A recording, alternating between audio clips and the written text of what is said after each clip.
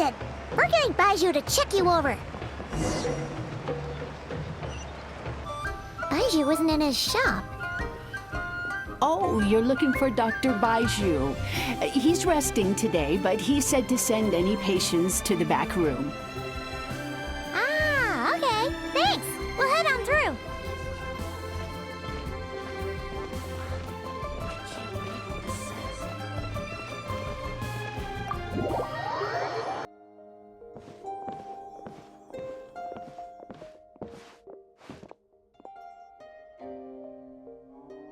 Traveler, Paimon, welcome.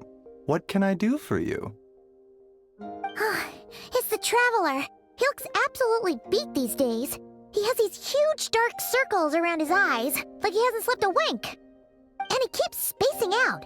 You have to call his name several times before he snaps out of it. What do you think it is? Is he sick?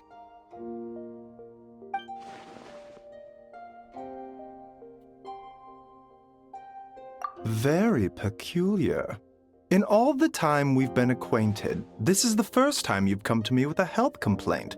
Come, let me take a look at you.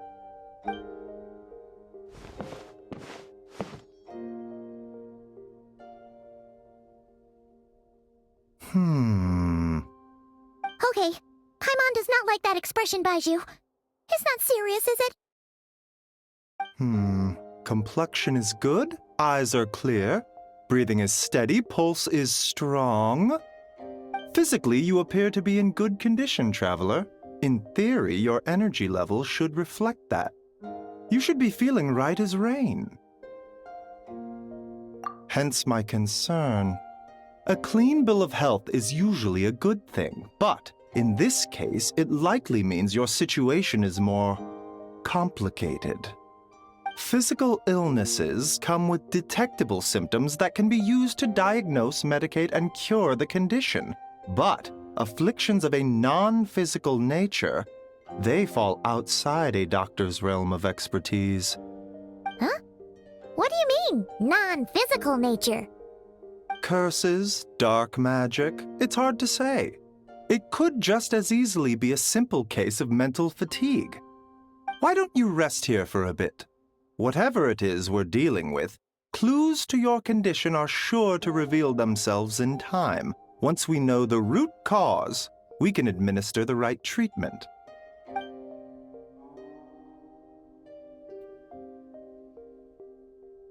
In the meantime, Changsheng and I will review the relevant literature for afflictions that present with mental fatigue.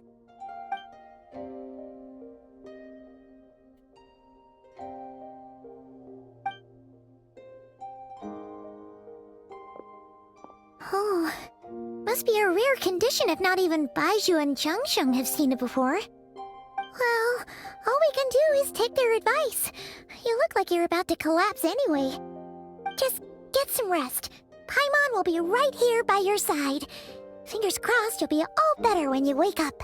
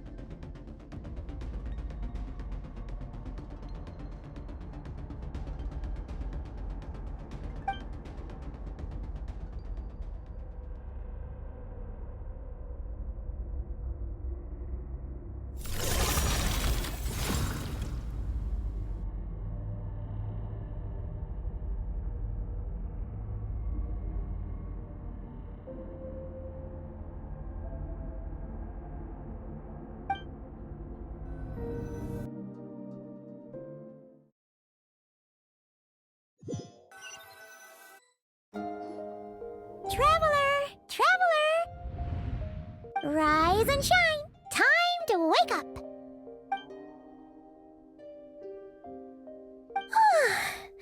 For once, you're making Paimon look like an early riser. It's already afternoon. Hopefully all that sleep did you some good. Feeling any better? A cut? What? Did you scratch yourself in your sleep? All right, let Paimon take a look.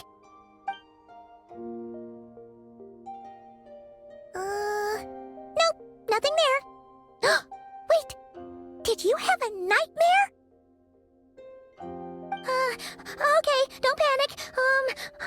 Paimon heard that dreams tell us what we need by showing us the opposite. So, if you had a nightmare, maybe all you need is something to cheer you up. Come on, Paimon will treat you to something yummy.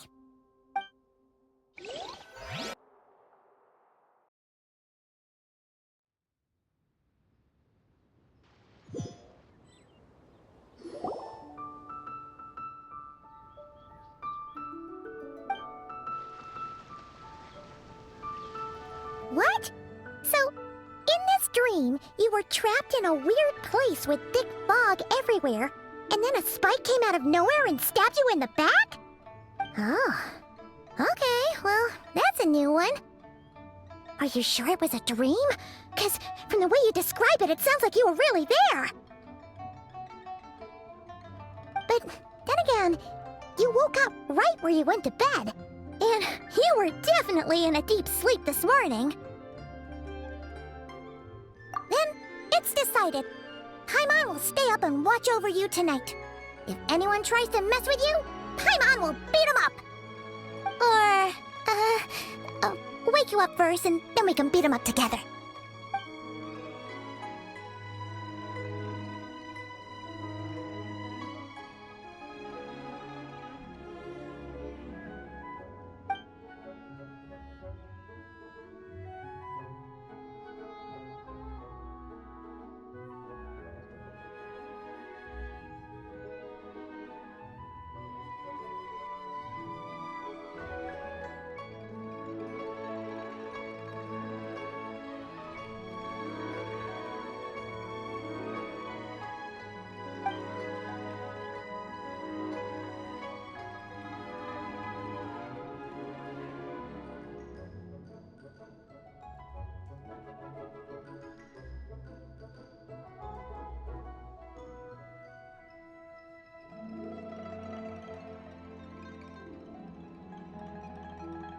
Something is missing? Did you just say something? The flesh remains whole, but the soul is incomplete. Left unresolved, the mind will wither away along with it. Ah! What the? Wait! Paimon remembers you! Your child's master! Skirk? Right! What are you doing here? The last time we saw you was at the Primordial Sea in Fontaine, right? But then we left and never learned where you went after that. Child's been looking everywhere for you, by the way. What brings you to Wanmin Restaurant of all places? You came here looking for us? And were you the one behind that hocus pocus just now? Tell me, what is it that you saw? Tight-lipped, huh? I suppose that's fair. You, I'll take a glass of wine. Oh, of course! Coming right up. We make this one in-house. It's not too strong. Enjoy. Chef Mao, I'll take a grilled tigerfish over here. Coming right up. If I knew we'd be this busy, I wouldn't have approved Shenhe's vacation. At the end of the day, what happens to you is of little consequence to me. I'm not here to try and win you over. Trust me or not, the choice is yours. If you want my help, now's the time to speak up. You have until I finish my drink.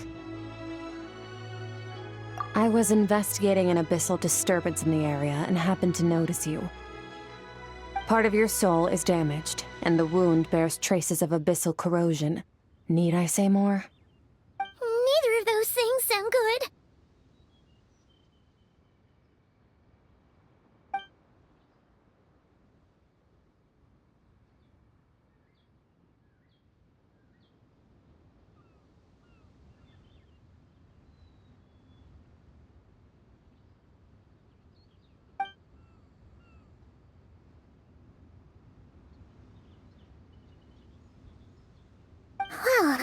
Should we trust her?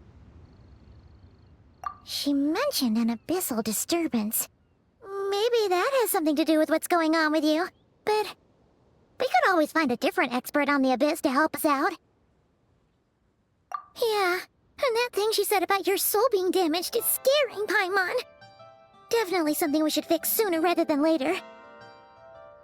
Skirk's an interesting one, that's for sure. But from what Childs told us, she doesn't seem evil, at least. 1, 2, 7, 10. That'll do. Well, have you made up your mind? What I saw was a dark space shrouded in a dense fog that wouldn't disperse. So that's all we know, Miss Skirk. Ma'am, can you help us? So, you couldn't disperse the fog. I understand. Come find me in the Guili Plains when you're done here. Oh, and I left cash for the drink on the table. Settle the bill for me, will you? Oh, okay. Huh? She disappeared!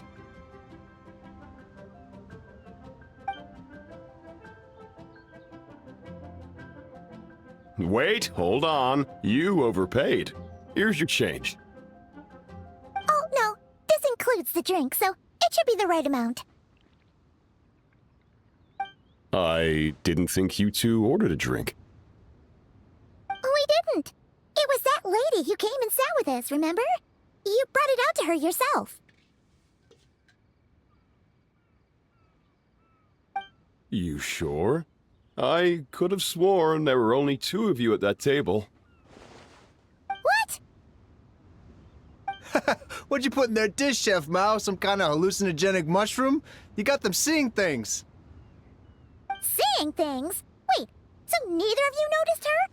Young lady? About this tall? Wearing a purple dress? She ordered a glass of wine! Oh, now you mention it, that vaguely rings a bell. And it looks like I did open the wine jar, so it must have just slipped my mind. In any case, that settles your bill. Come again soon.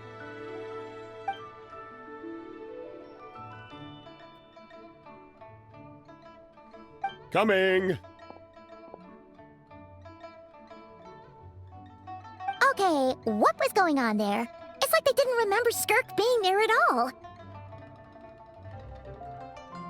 Even Paimon was half convinced we hallucinated the whole thing. But that Mora she left for us was definitely real. Oh, this whole situation is giving Paimon the creeps. But anyway, she told us to head to the Guili Plains, right? Let's not keep her waiting.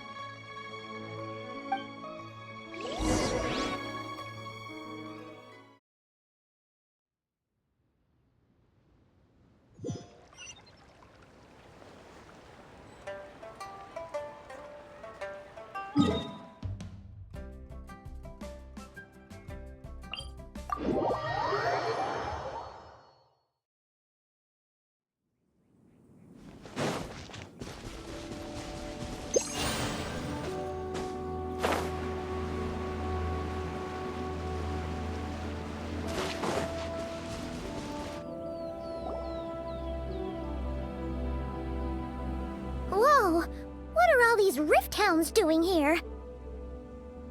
Huh, looks like they're collecting something. Oh, let's go check it out.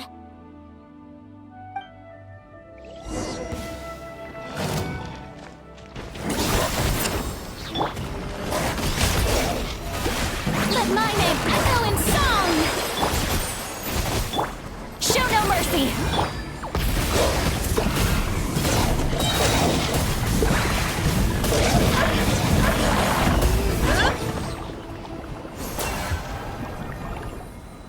So, this is what they were collecting. It looks kinda like... Yeah, what is going on here? From the moment they are born, all beings with great power have an impact on this world. Even if their body is sundered and their soul extinguished, their influence remains. Gods are the most common example of that. The remnants of gods who fell thousands of years ago remain buried deep within the earth, carrying within them a warped will and a dark curse. Together, these remnants form what you call god remains, and it appears that some of those sealed here were dug up and removed. There are traces left, but they're fading fast. What are you doing? Nothing! Just wanted to make sure you were, real? She's definitely not a ghost traveler. Paimon poked her, and she's solid. Your life hangs in the balance, and that's what you're fixated on? Strange set of priorities. It was just a trick to avoid being perceived.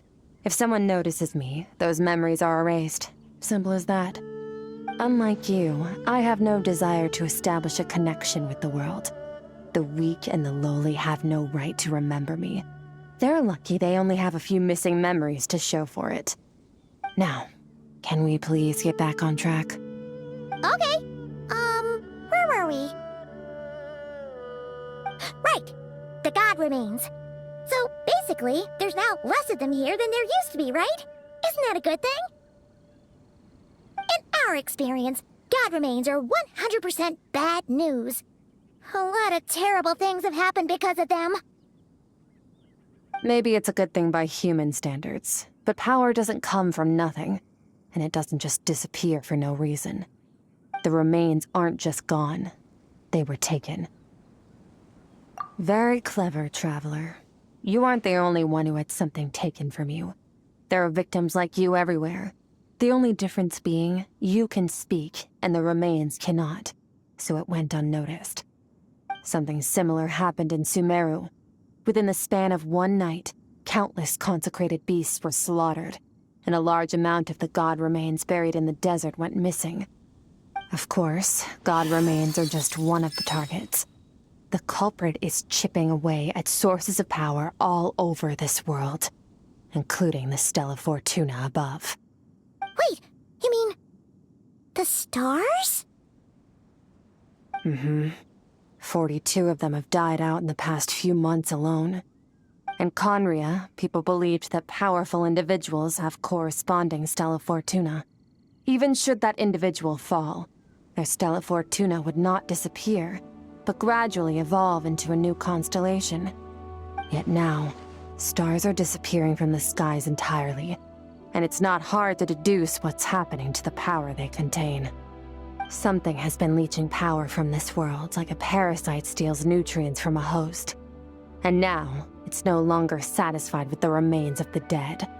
It wants you. This time, it only took a fragment of your soul. But next time, there's no telling how far it could go. No one knows. All I know for certain is this. Getting back what you lost will not be easy. Considering how much power this entity has stolen, it must be a god-level being by now at least. But that's not the real concern. Souls are fragile things, and yours could easily be crushed if you go up against it. So you're gonna help us, right? We're going to help each other. You are my ticket to uncovering this thing's true identity. Well, great! You seem super strong, and you know a lot about the Abyss, so Paimon will take it. Don't get all mushy on me. All I'm doing is helping you get back to normal after a sudden crisis. And I should warn you, getting mixed up with me can have unforeseen consequences. We're on very different journeys. You don't want to be in my debt, trust me. You help me uncover the truth behind this entity, and I'll help you recover what you lost. This is a transaction, that's all. You would do well to remember that. Now, come along. Yeesh! You'd think she'd be a little friendlier since she's agreed to help us. But nope, she's just like when we met her in the Primordial Sea. So cold. Well, whatever. If If that's how it's gonna be, then she doesn't deserve our friendship. What she does deserve is a super embarrassing nickname. Ah! Paimon's got it.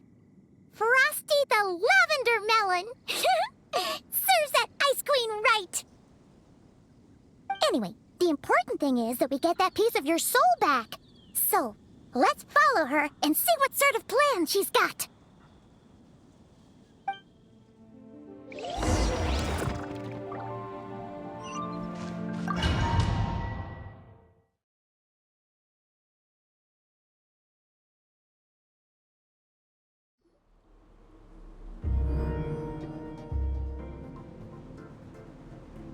Whoa! This place is way bigger than Paimon expected. Where are we? This is where I live. I suppose it's the closest thing I have to a home here. It is. I brought you here because time flows differently in this place. I don't know how much Ajax has told you, but when he fell into this space, I mentored him for 3 months. In that time, only 3 days passed in the outside world. Ajax? Oh, right! That's Child's real name! Yeah, Paimon remembers him mentioning something like that. So, a month here is equivalent to 1 day in the outside world? That should mean we're safe from that power-hungry soul snatcher for now, right? Yes, well, I didn't bring you here just to show you around. In the outside world, the Traveler could be attacked at any moment. But coming here has bought us quite a bit of time. Now, we just need to figure out how to investigate that place you saw. The one full of fog. Both your description and the abyssal disturbance I felt point to that space having some connection to the abyss. It could even be a domain similar to this one. The thief who stole that fragment of your soul is hiding there. But the abyss is a chaotic and turbulent place. If we want to pinpoint their location, we need to see what that space looks like without the fog. Abyssal power can grant a special form of sight. Have you ever wielded abyssal power before? Okay. Do you plan to learn? That tracks. All the information you have suggests the abyss is something sinister, and that abyssal power is a wild and dangerous force that always spells disaster. And you're saying that's not true? Depends on your perspective. Floods and hurricanes take countless lives too. But if one day you gain the power to control them, what was once a calamity is now just another tool in your arsenal. I'll respect your opinion, though. Just means we have to turn to the second best option. A little abyss crystal that contains my power. Wear it on your head, and we'll be able to perform dream mirroring when we fall asleep. Dream mirroring? It means experiencing whatever the other person is dreaming. Everything they see, think, and feel.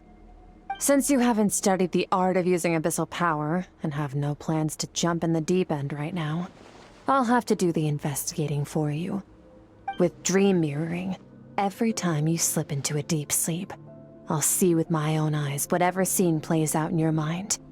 Then, I can guide you through the dream environment, and we'll take back what was stolen from you. Huh. You make it sound so simple. Tough to say. This is an unprecedented situation for both of us. Even assuming we do manage to find where this entity is hiding. Like I said, getting your soul fragment back won't be easy. To play it safe, I need to give you some special training first. Wait, you're gonna teach him some of your martial arts?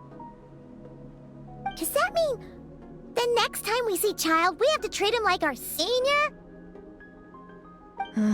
Do as you want. For my part, I don't see you as my disciples.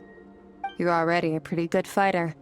All I'm planning to do is build on your current skills, and train you for the specific scenarios that I think we might face. But that's enough talk. If you're ready to do this, then come with me. Time might be more lenient here, but that's no excuse to waste it. Oh, she moves fast. Paimon can hardly keep up with her. So, special training, huh? Kind of a rare opportunity. With your skills, there's not a lot of people qualified to train you. The last time something like this happened was probably anti-Raiden Shogun training, right? Oh, feels like a lifetime ago. Skirk seems pretty strong too, though. Remember how she said that the all-devouring narwhal was just her master's pet? Maybe we really will learn something here.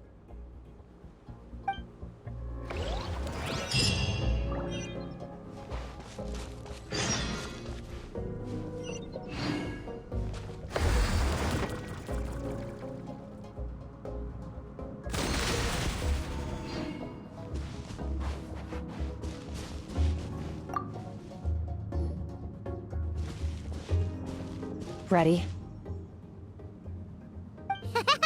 Bring it on! Your training will be split into 3 stages. Testing your blade work, elemental abilities, and reasoning skills. We'll start with blade work. You're no rookie in this area, so I won't bore you with the basics. During your long journey, you've no doubt sparred with a lot of talented sword fighters. Consciously or not, you'll have picked up all kinds of techniques from them. You bet! There's Kaya, Master Jean, Kuching. Oh, and Kazuha, Ayaka. Yeah, we've met sword masters like you in every nation we've been through. You sparred with a bunch of them too, right? Nice to know it's all gonna come in handy now. Don't get too smug. In sword fighting, techniques alone are not enough. You need a cohesive system to bring it all together. A style or school of fighting. To use the human body as an analogy, your style is your skeleton, the foundation, the framework. Techniques are the muscles and other flesh attached to the bones. This is where your strength comes from. Improving your sword fighting is like growing that body. If your frame got bigger and taller, but you didn't add any muscle mass, you'd be weak and flimsy. Then again, if you packed on pounds of flesh without a big enough frame to support it, you'd end up bloated and unwieldy. You need to do some introspection. Take a good, hard look at your past experiences and figure out which parts of what you've learned are just techniques, and which parts can be used to form your own system of blade work. Only then will you get the full utility out of all your thoughts and observations along the way. Only then will every strike you deliver make perfect sense. Wait, is that it? Paimon thought you were gonna teach him some cool new moves. Like when you went swoosh and opened a tunnel to another place. One day, you'll reach a new level of power where you realize that even that's as basic a trick as any other. But right now, our sword styles are so wildly different that teaching you mere techniques is pointless. There are no shortcuts in the pursuit of power. Failure is your best teacher, and rigor is your coursework. That's all I have to say. Time to make a start. Train until you're satisfied with yourself. Now focus. Destroy the crystal columns as swiftly as you can.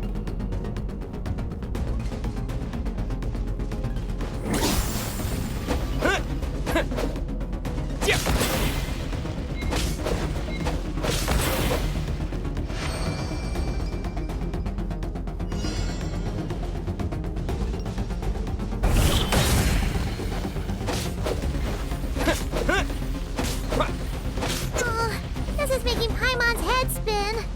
Hang in there, traveler!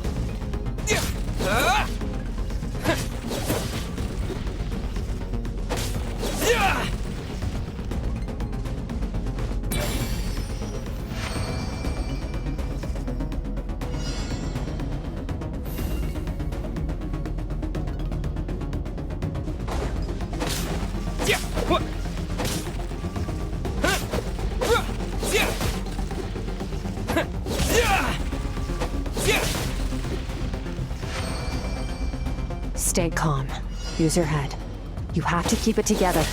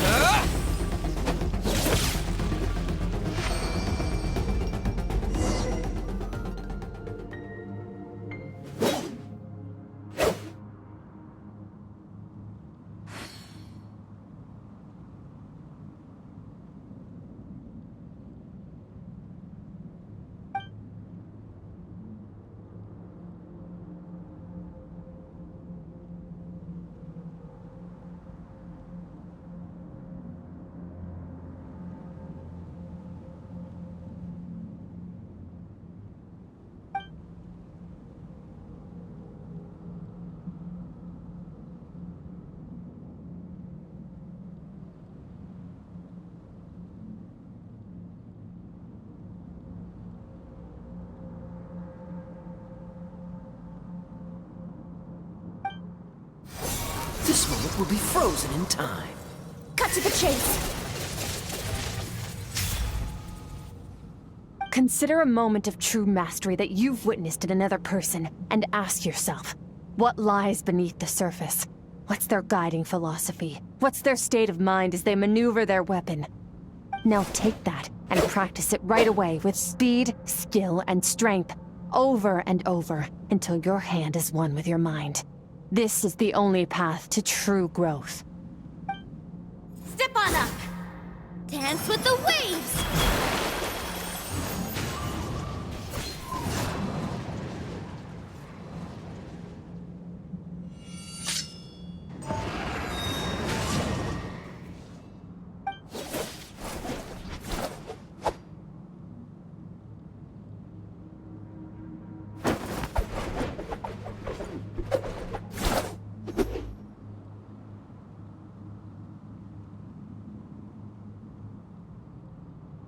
If you start to tire, empty your mind, but do not stop. Stay in that frame of mind as you keep up the fight. Get rid of all redundant movements. Imagine your sword is an extension of your own body. Wield it just as you wield your arms, hands, and fingers. 'Twas on a deserted, moonlit night that the hero approached the vile dragon's limpid lair. Ring cutter! Feathers fleeting wet, the white heron treads water, a sight without flaw. Master of Inazuma Kamisato art Tachijutsu.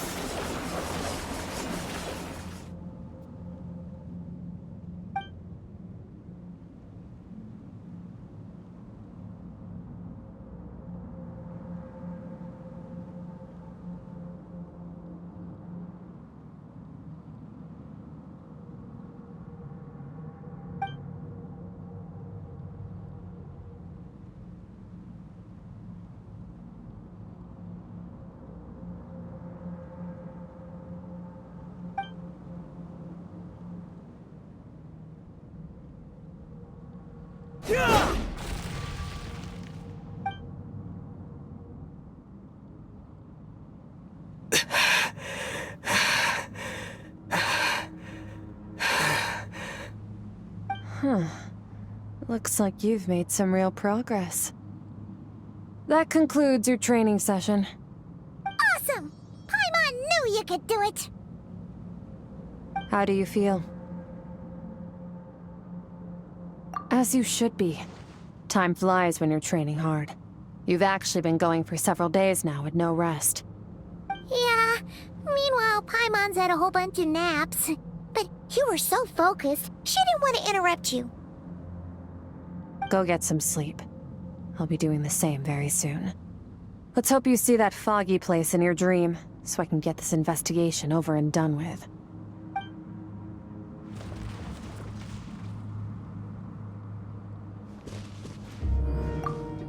Sometimes, you have to practice a single movement 1,000,000, maybe 10,000,000 times, before the breakthrough moment comes. Nothing in the outside world can help you in this process. The most important thing is to remain patient.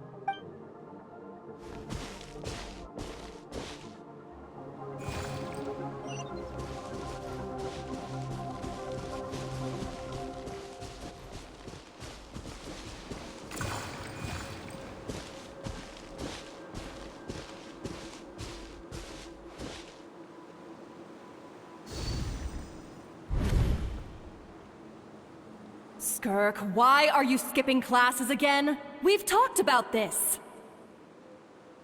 'Cause he's a crabby old man, and he's a boring old man. I don't like going to his classes. Excuse me! You shouldn't talk about your teacher like that! It's very disrespectful! All right, let's not get into a big fight about this. Skirk's learned what she needs. There's no point forcing her to sit through more classes if she doesn't want to be there. But I'd still love to hear about what you got up to yesterday. Why don't you tell your dad all about it? I went diving, and I saw this huge fish. I never knew they could get that big. It looked kinda dumb, though, with that stupid big fat head. I tried to shake its fin, but it just spat water at me. Oh, and today, I'm gonna go to that prairie up north. There's supposed to be this giant bird there that can spit fire. I bet if I climbed on its back, it could fly me all the way to the stars. Then I suppose your old dad should get one as a pet too. Otherwise, how are you gonna hear me call you for dinner up there in the stars? When it's time to eat, I'll come back on my own, Zilly. Anyway, gotta go. Bye, Mom. Bye, Dad. Wait! Put on a coat at least, you'll catch a cold! I'm talking to you, young lady! You spoil that child, you know. Ever since that merchant ship arrived, she practically lives outside. Always going on about exploring the beyond one day, whatever that means. Ah, let the kid do what makes her happy. Besides, we both know you're all bark and no bite.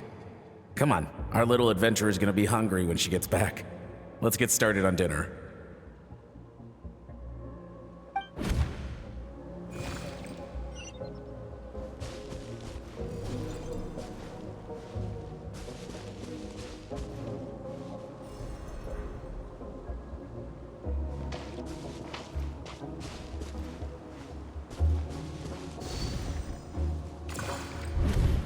The stars shimmer high above. But what lies beyond the stars? Mountains as far as the eye can see? An endless snowy plain? Or maybe buildings taller than the sky, like the people from the merchant ship said? I can't be the only one asking these questions. The universe is fascinating. If only I could meet some other people like me. We could set sail together and explore every corner of the world. I'm sick of being a kid. There's so many amazing things out there, and I'm ready to see them all. But for now, I'm starving. Better get back.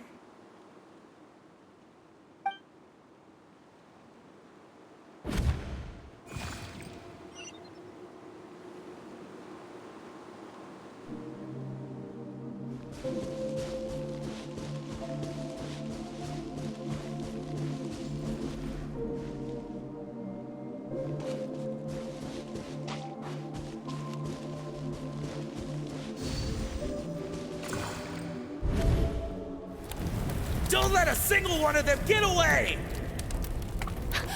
No, please, spare the children! Stay back! They're coming! Run! Help! Eliminate the threat. Take them down! Don't be scared. This way! We'll never make it! Fire. There's fire everywhere. What happened? I told you we shouldn't have trusted these outsiders!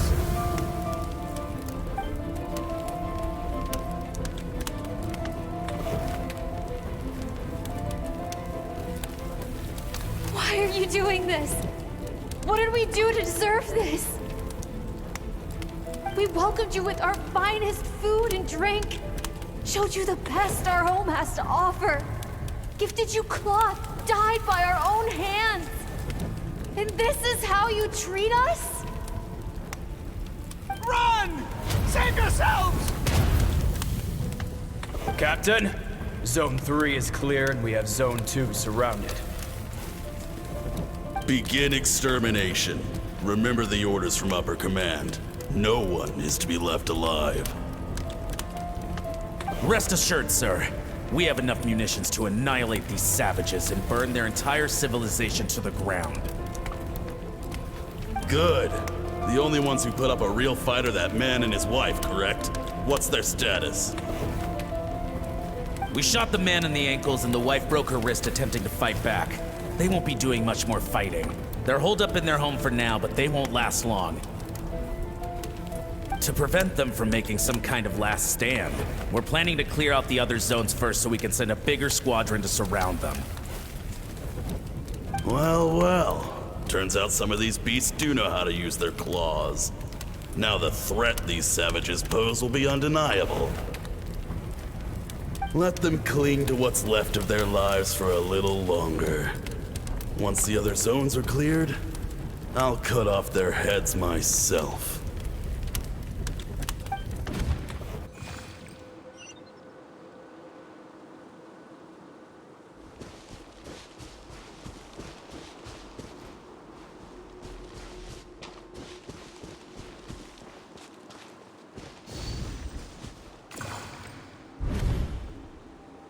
Dad?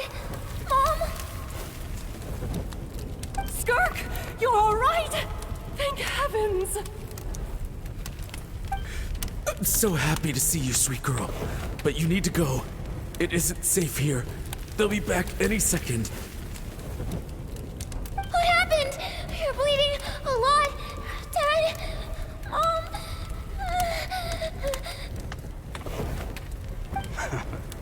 This is the place. Alert all units. Prepare to surround. Run, Skirk! Run as far away as you can! Don't trust anyone! Your dad and I, we're not afraid to stare death in the face, but we need you to survive. My clever girl, so curious. You're already so brave. I know you're going to grow up to be such a positive light in this world. Whenever you miss us, just play this song. Remember, life is a gift. Don't let darkness claim it. Break down the door! Look what we have here. A savage that can pluck a tune. Well, the show's over.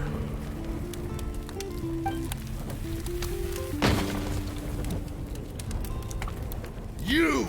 Stop singing! Shut it!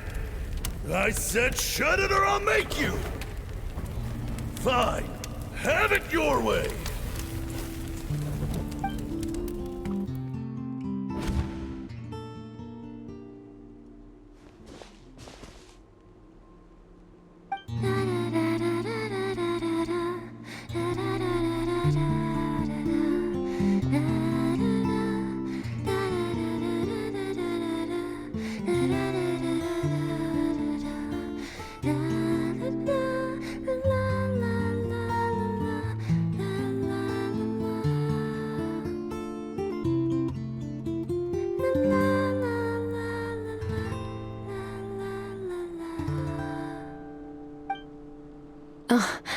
You're awake? I found a few clues while you were asleep, but it's only a start. Now, time for the second stage of your training. This time, the focus is elemental energy. Come find me when you're ready to begin.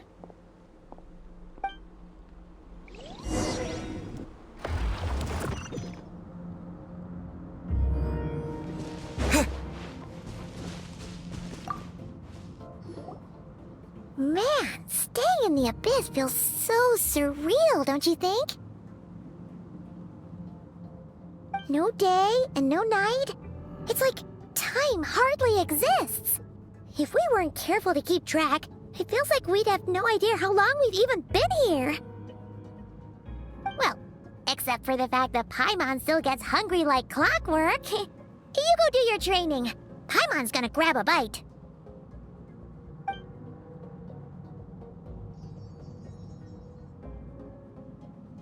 The way I see it, the pursuit of power is divided into 3 stages. The first is mastering the use of standard weapons. Next is learning how to harness natural energy. And after that, you're free to challenge even higher dimensions. The natural energy of Teyvat is, of course, elemental energy. But that's not my area of expertise. I draw from a different source of power. Abyssal power, yes. Also known as the power of the Void Realm. My master, Sertologi, is a true expert in that area. After all, he was one of the group of 5 that infamously stole the all-encompassing power of the Abyss, an act for which the people of Conria gave them the epithet, the 5 Sinners. The elemental energy of Teyvat, on the other hand, is derived from the power of the Light Realm. These 2 forms of energy exist in direct opposition to each other. Suffice to say, there's not much I can teach you this time. A keen observation, traveler. Call it respecting local norms. The Abyss stands in direct conflict with the will of this world. So, to make my life easier, I disguise my power to make it appear Krai-like in nature. It's a technique I learned from some Conrian ruins, known as the 7 Shifting Serpent. If you ever change your mind about delving into abyssal power, I can teach it to you. So I've heard. You seem to have a knack for removing abyssal power. But is purification really what's going on there? Like I said, power does not simply disappear. Just thinking out loud. Let's focus on your elemental training.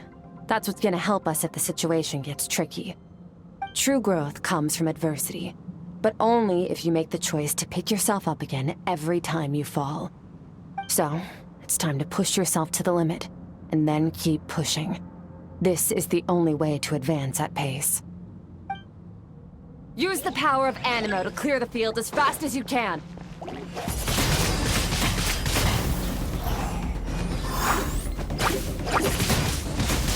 Windblade!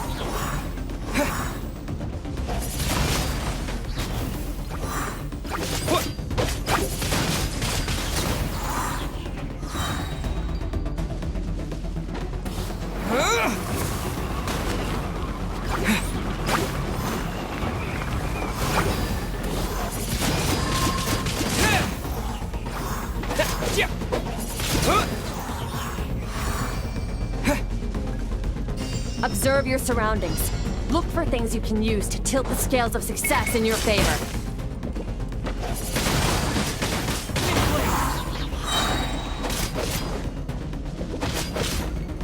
Disappear!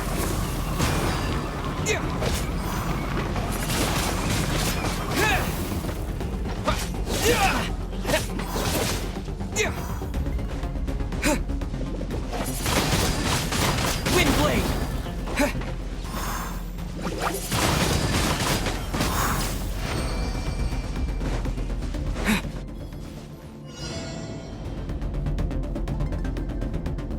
Use the power of Hydro to destroy the spikes. Water jet!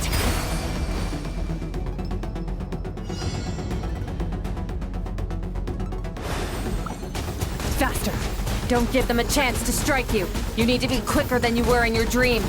You can't afford another injury like that.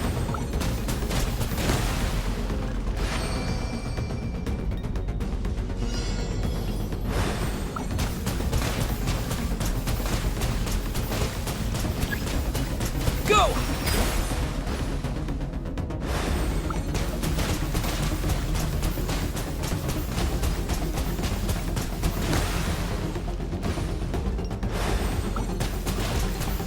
Go!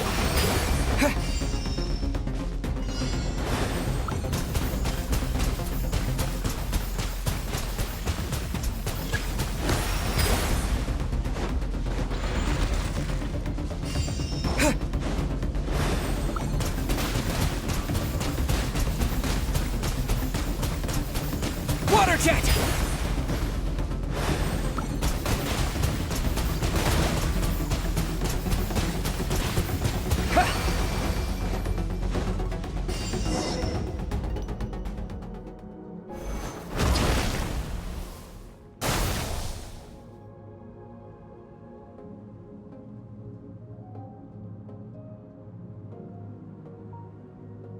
You need to understand what makes you special.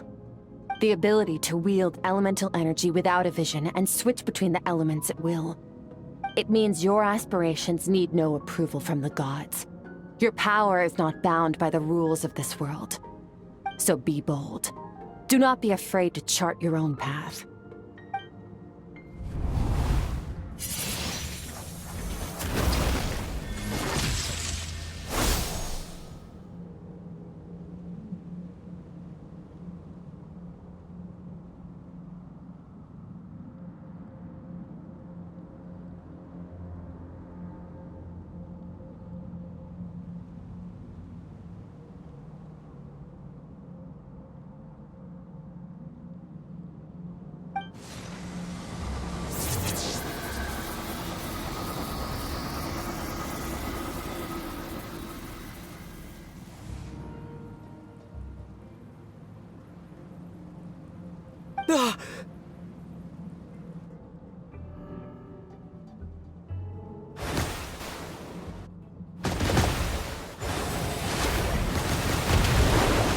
Very good. It seems you've reached a deeper level of connection with the elements. Long enough for you to lose yourself in your training, which is a good sign. Relentless practice with the elements has drained all your strength, but it's also what allowed you to make progress. Get some rest. When you wake up, we'll proceed to the final stage of your training.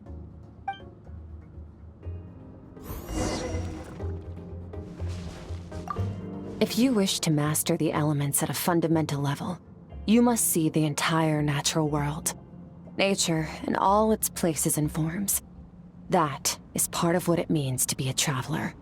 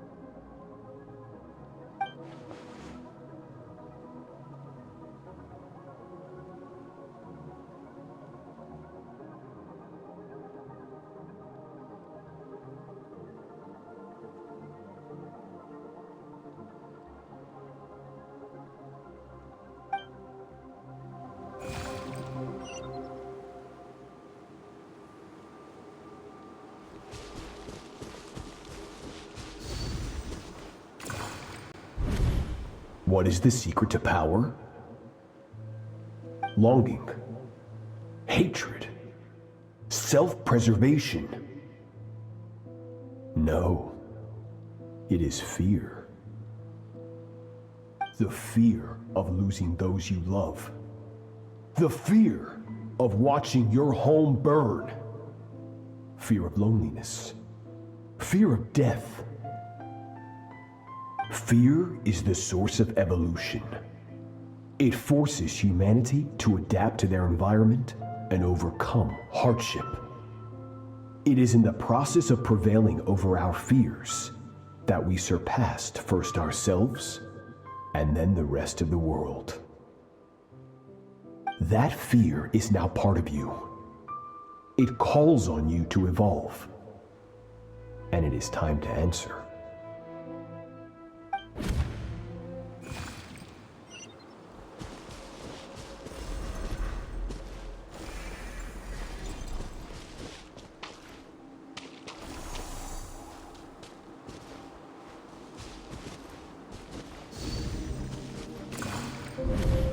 Any minute spent missing home is a minute wasted.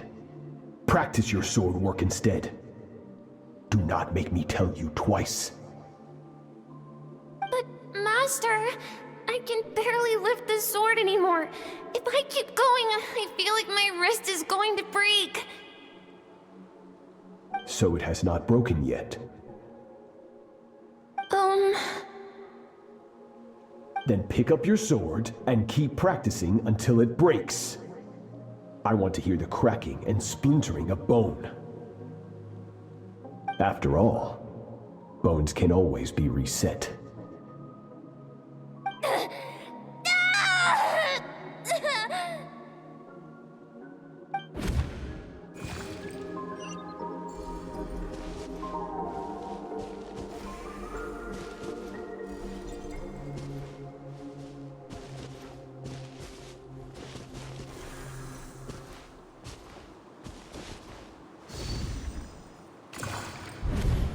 Good, Skirk. Once again, you survived. How do you feel? Cold and pain. These are signs that you are adapting to the abyss. Each time the flesh is torn and the spirit crushed, each time you claw back from the brink of death, you become stronger. I now understand why these people sought to destroy your homeland. Your potential goes beyond even what I could have anticipated.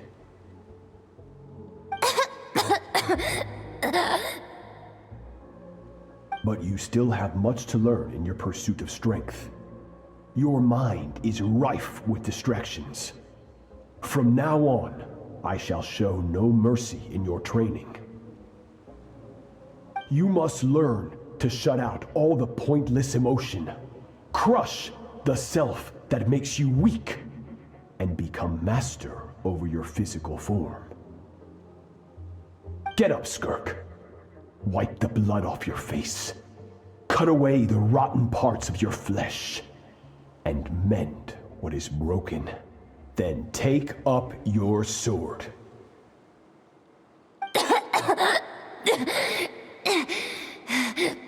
Yes, Master.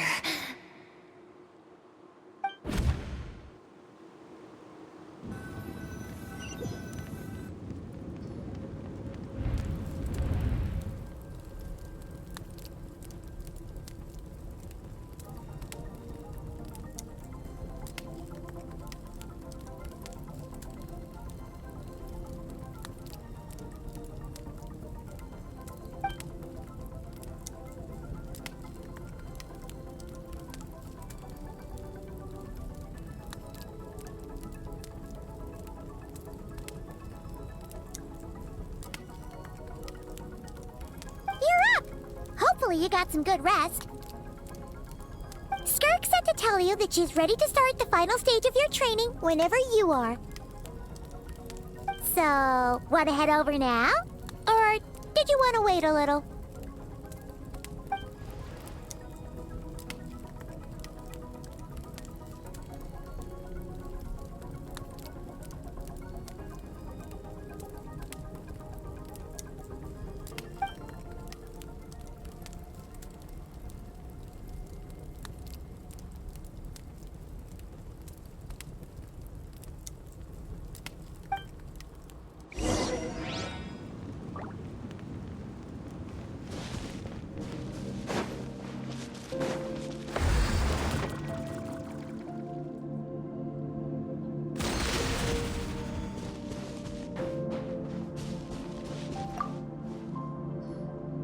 From your training so far, you have gained better command of the sword, and more control over your elemental abilities. That's only part of it. Experience is the real teacher.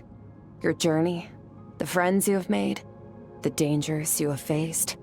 These have taught you more than I ever could. Now, it's time to focus on how you react under pressure. You must be able to think rationally, even in unpredictable combat situations. To simulate this, I'm going to attack, and you're going to block. Ready?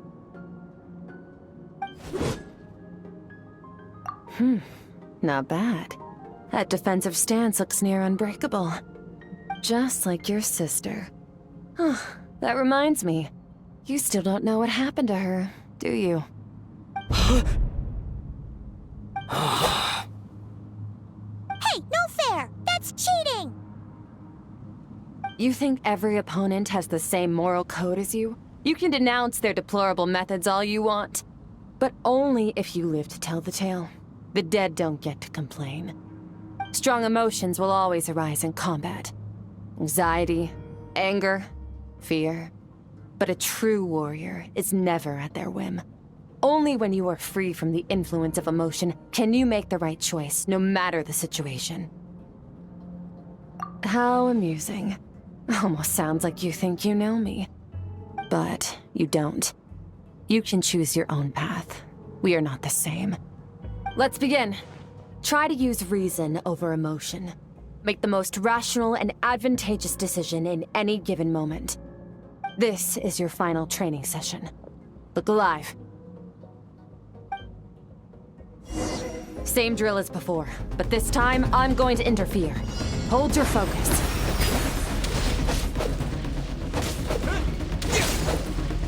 Go! Yeah! Water jet!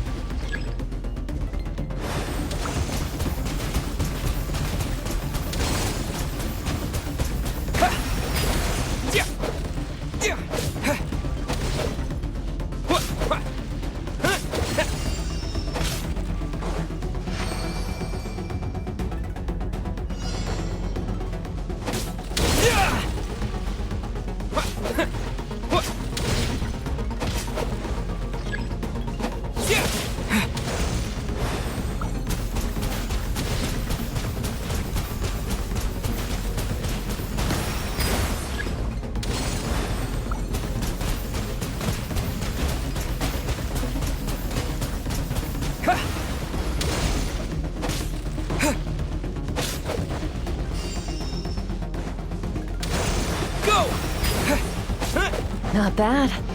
Better than I expected.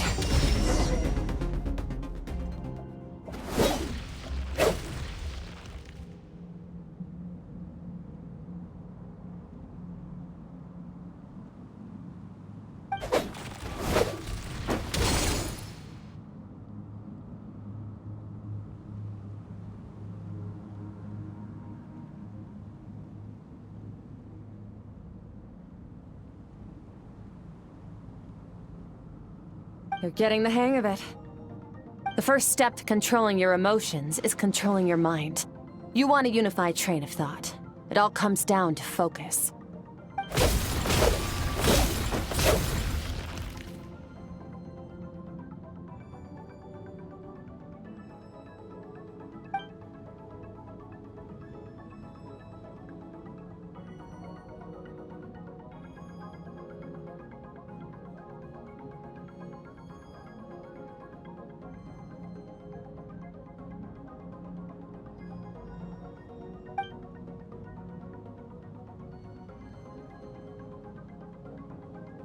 Your mind is rife with distractions. From now on, I shall show no mercy in your training. You must learn to shut out all the pointless emotion, crush the self that makes you weak, and become master over your physical form.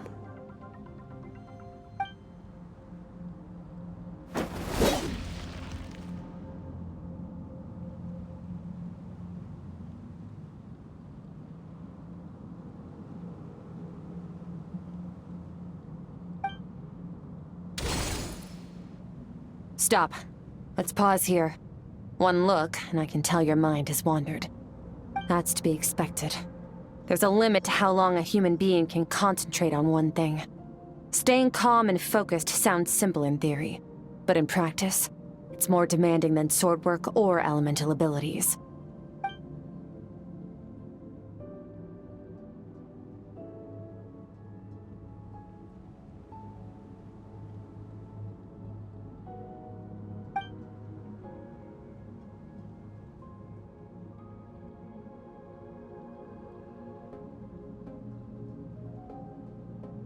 Get some rest. No point training further if you're already dead on your feet. Like I said at the beginning, the only goal of this training is for you to reach a point that you're satisfied with. You managed to push past your limits, which is a good start. You can be proud of that and sleep well knowing that you've earned it.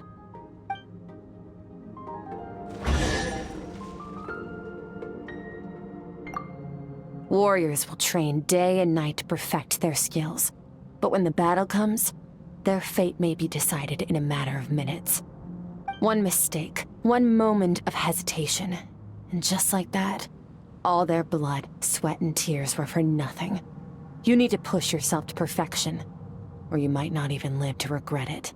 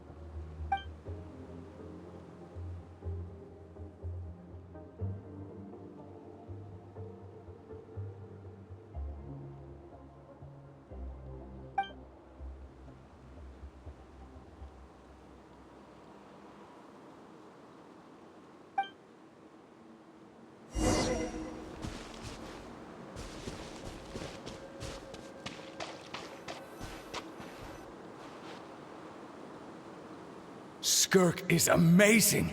She faced down that terrifying giant and cut its head clean off. Oh, She got hurt though, didn't she? I heard it was pretty bad. Yeah, well, that's a given. But the moment she was on the mend, she got right back to practicing her sword work. I heard Master suffered a grave injury once too. Lost an arm and a leg and still came back stronger than ever. Skirk's becoming more like him by the day. Incredible. I wonder if I'll ever reach their level. They're always so resolute, so unshakable.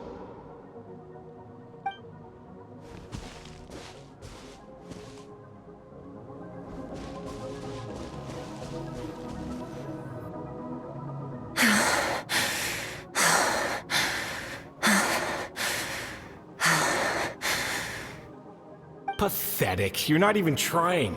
You're so much weaker than you think. Skirk, have you become a positive light in this world?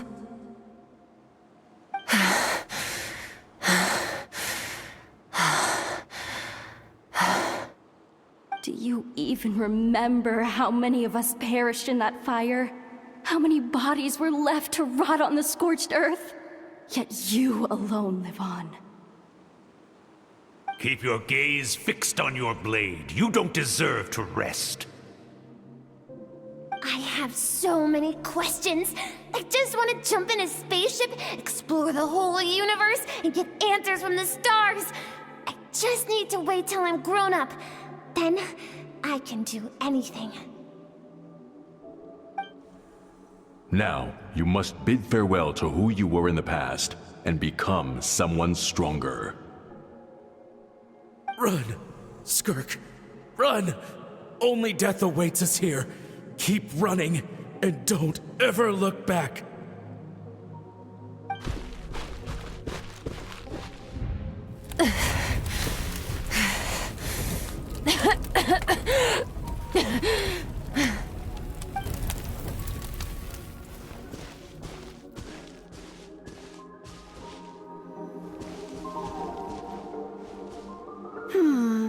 Let's see here. First things first, you need a new identity. Going around telling people you're from somewhere beyond the stars won't do, now will it? How about saying you hail from beneath the earth instead? As the Conrian saying goes, venturing out into the universe and down into the abyss are the same in that both are braving the dark unknown. Well, I'm a visitor on this planet, so I'll follow the rules. Ah, splendid. That saves me quite a bit of trouble. Let me offer you a piece of advice in return, although it might not be what you want to hear. I know the pursuit of strength is important to you, but taking a moment for yourself every once in a while is never a bad idea. Ignore her existence for too long, and there will come a day when you can no longer hear her voice.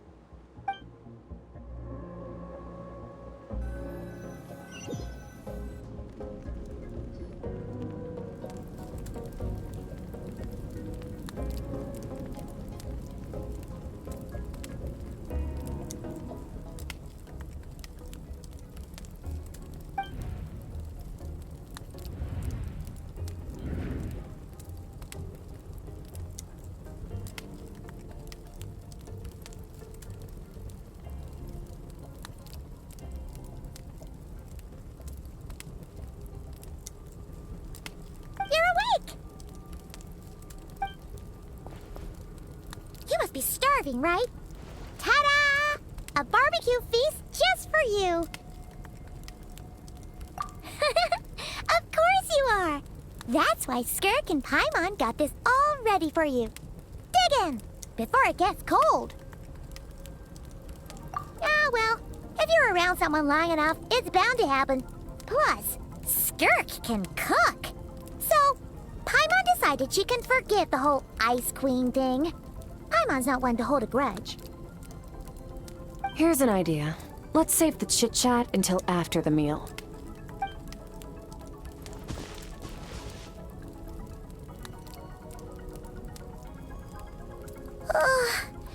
So full. Okay, it's everyone's turn to sleep now. Wake her up when it's time to go.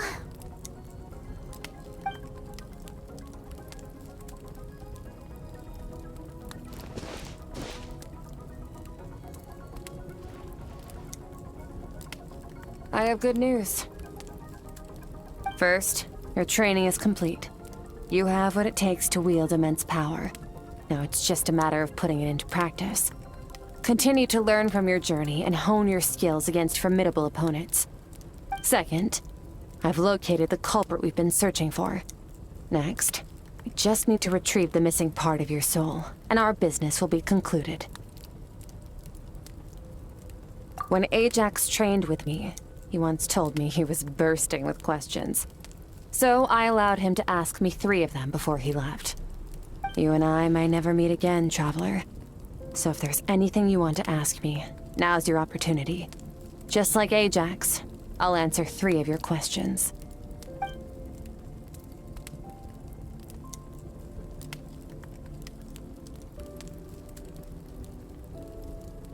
Are you really from Tavad? Okay, not the angle I was expecting. What makes you ask that? I'm sorry I didn't tell you earlier, but while we were dream mirroring, I think I saw your memories.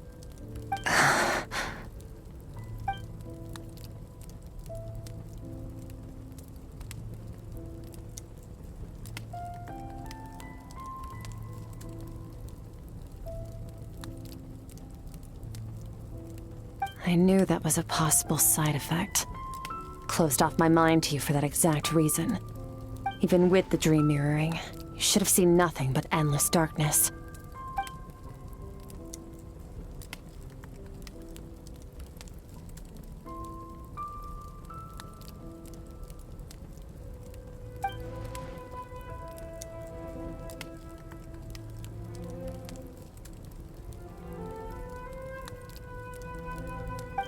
Whatever. Must have been a flaw in my execution. I shouldn't be too surprised. Due to some recent circumstances, my self-control has been lacking as of late. Since you've seen what you've seen, there's no reason to hide the truth. All I ask is that you keep it a secret. No, I'm not from Tavad. I'm from a different planet. And there was a time when I journeyed through the stars. A lot like you in some ways. Like me? Do you mean you're also a descender? No, we're different in that respect. You're influencing the fate of this world. But me, I'm just passing through. Several hundred years ago, my master, Sertologi, opened the border between worlds and sent me here. But this is not my home. And one day, I'll return to the vast unknown of space. So, there you have it. On to your second question.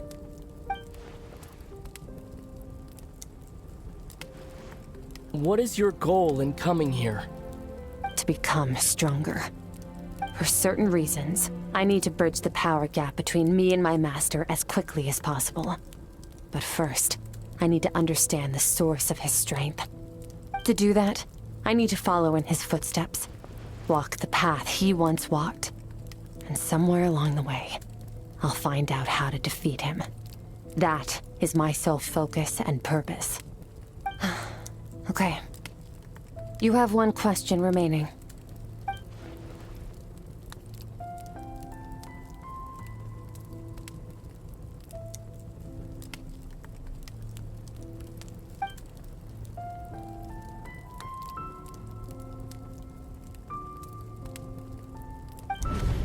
You make it sound so easy. Ever since the incident I experienced there, I've never stopped searching for Master Skirk and that unknown abyss. But it's been years now, and I've still found nothing.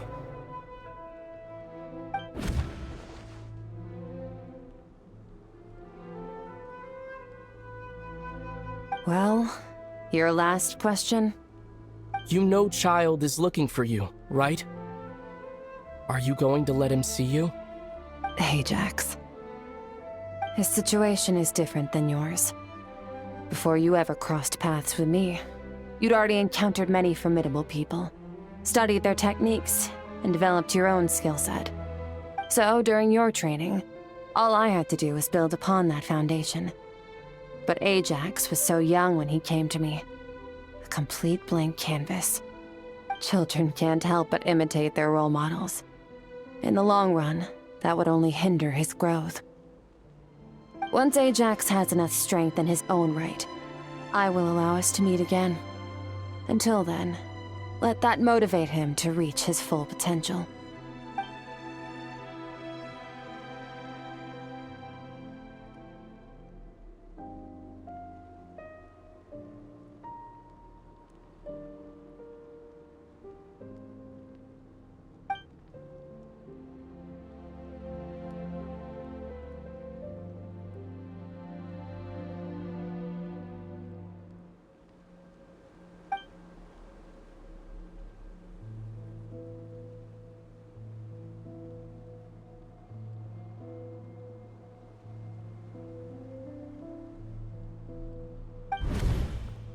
Unlike you, I have no desire to establish a connection with the world. The weak and the lowly have no right to remember me. They're lucky they only have a few missing memories to show for it.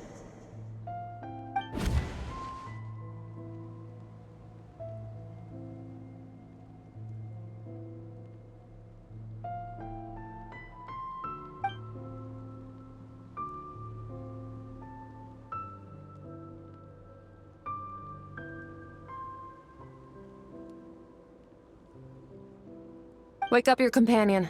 It's time to go. Oh, and everything I just told you. Best keep it a secret from her as well.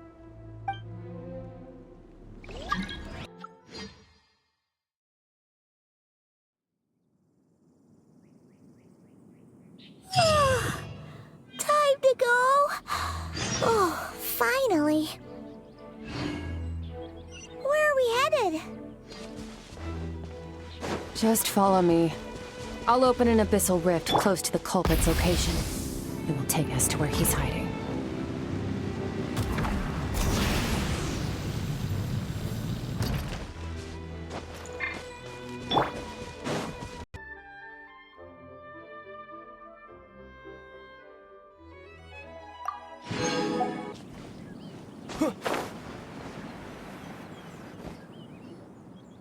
Wait. This is near the chasm, right? Yes. If we enter from here, we'll be able to reach that place from your dream. You have some experience with abyssal domains by now, but still, this is someone else's territory. Best to proceed with caution. Don't worry. Paimon's an expert at hiding behind other people for safety. Oh, but, that means you need to stay safe, traveler. All right. Remember your training. Time to put it to use.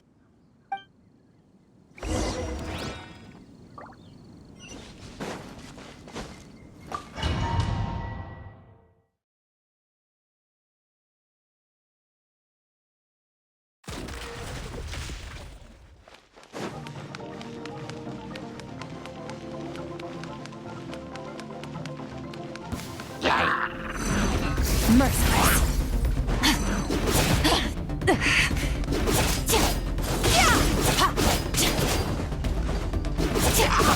Merciless.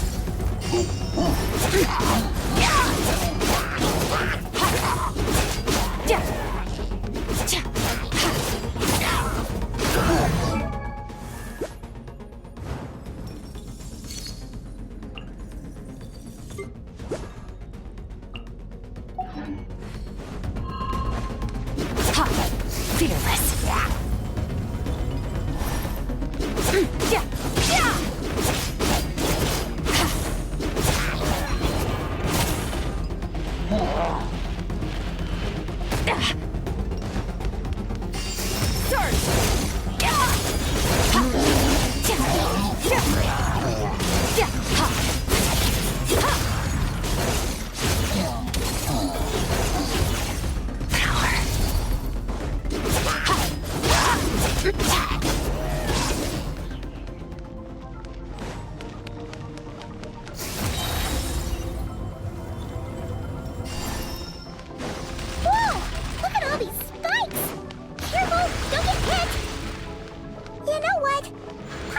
gonna float behind you.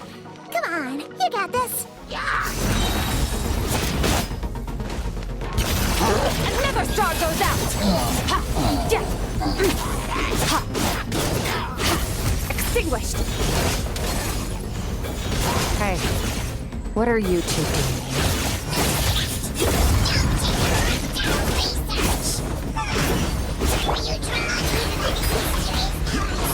Dusty, like an abandoned house. Let's press on. Getting interesting.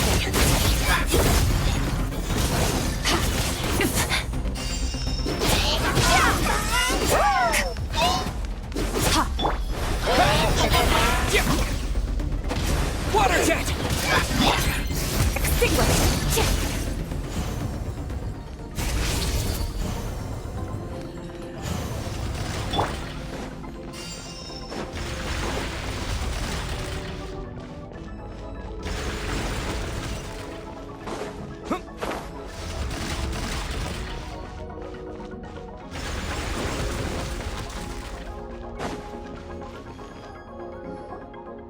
Oh, looks like this is a dead end. Did we make it to his hiding place?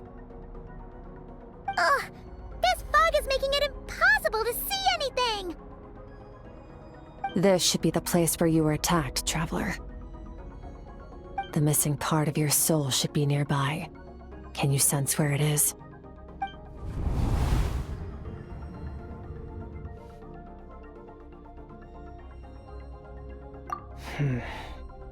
Our opponent must have covered his tracks just in case. Otherwise, you should have sensed it much more strongly. Hold on! Look! The spikes are back! Stay calm. Let's hold back a little. Give our enemy some wiggle room so we can see what we're dealing with. If you're too reckless, we might be playing right into his hands. Our enemy took part of your soul for a reason. It's likely he integrated it into his attack somehow. If we're smart about this, we can track it down.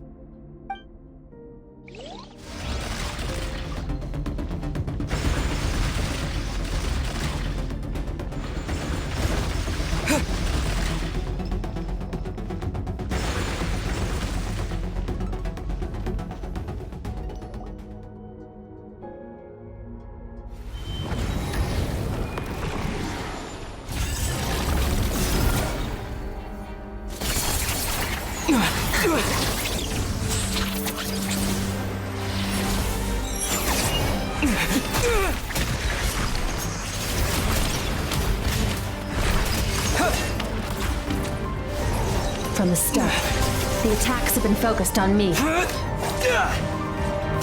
Trying to break through my defenses? I see.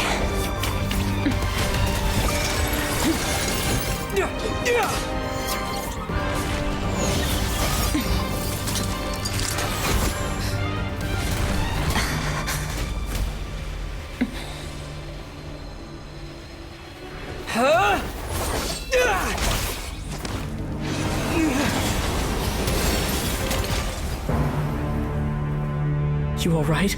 That thing was...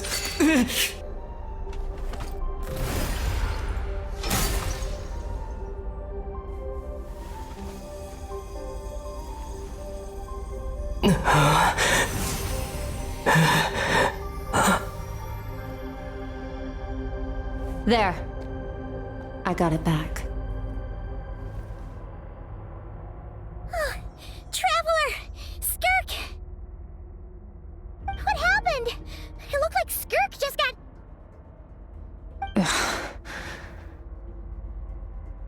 In the Guili Plains, you asked me why this enemy chose you as his target. Now, the answer is clear. It's not just the fact that your strength is impressive. It's also because of your ability to, as you put it, purify abyssal power. Whatever that actually means. The fact is, that ability allowed him to do something that should have been completely impossible. Namely, break through my defenses and steal my power. No, he couldn't have known I'd come to his domain. He only stole your soul fragment because he knew the value of its power. I doubt he expected it to come in handy so soon. Call it fate if you want. I believe that's the term they use in this world for arbitrary coincidences like this. In any case, it works to our advantage. Once I realized what he was using that power for, it gave me the chance to get back what you lost. I'll cope. Well, done gorging? Good. Time to answer some questions. How did you get the power of the all-devouring narwhal? The all-devouring narwhal?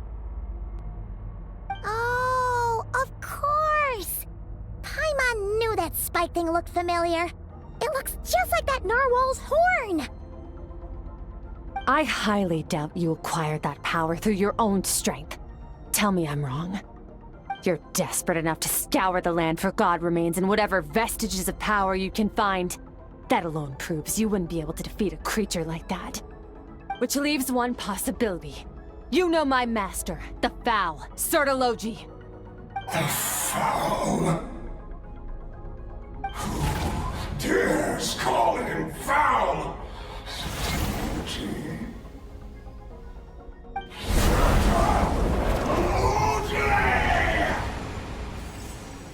What's wrong?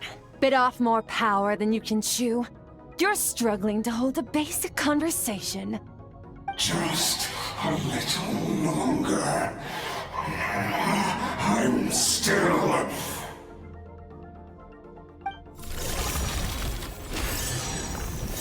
Look! It's back! Those obsessed with power will let it devour them before abandoning their pursuit. Keep calm and use reason to decide the best course of action.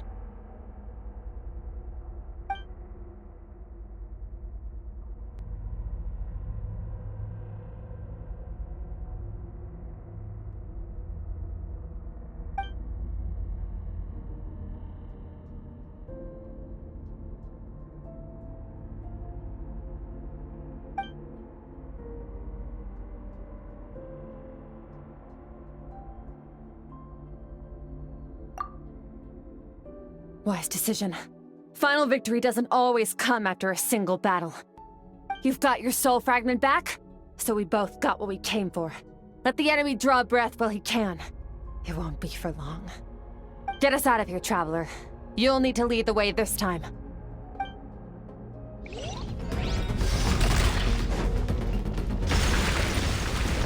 Skirk, is your shoulder gonna be okay?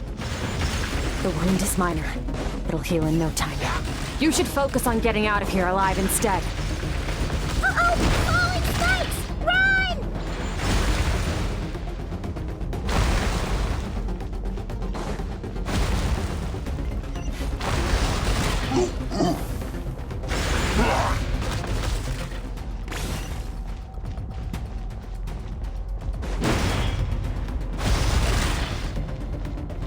Watch out!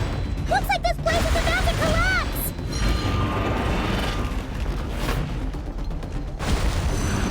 So, this guy's power has something to do with the all-devouring narwhal. Did you know that all along, Skirk? I had my suspicions. That's why I decided to investigate in the first place. But suspicions only get you so far. I needed to verify it for myself.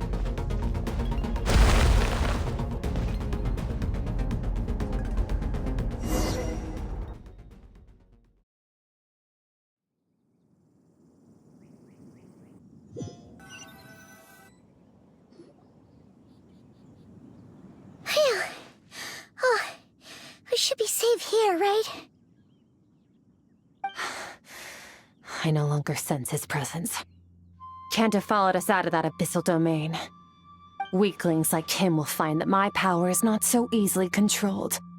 He won't be leaving that place until he's managed to digest it. You seem surprised. I suppose that's fair. You've seen but a fraction of what that whale is capable of. That gaping maw could swallow a planet whole. It's called the all-devouring narwhal for a reason. Devouring is what it does best. It can extract power from anything, dead or alive, as long as it manages to make physical contact. Yeah. When we had our run-in with that thing, Neverlet mentioned that it has an instinct to devour. Your dragon friend recognized the nature of its abilities and used the power of Hydro to protect you. That worked because it was in a satiated state, so it was somewhat less aggressive than usual. It's a different story when it has no more power to feed off of.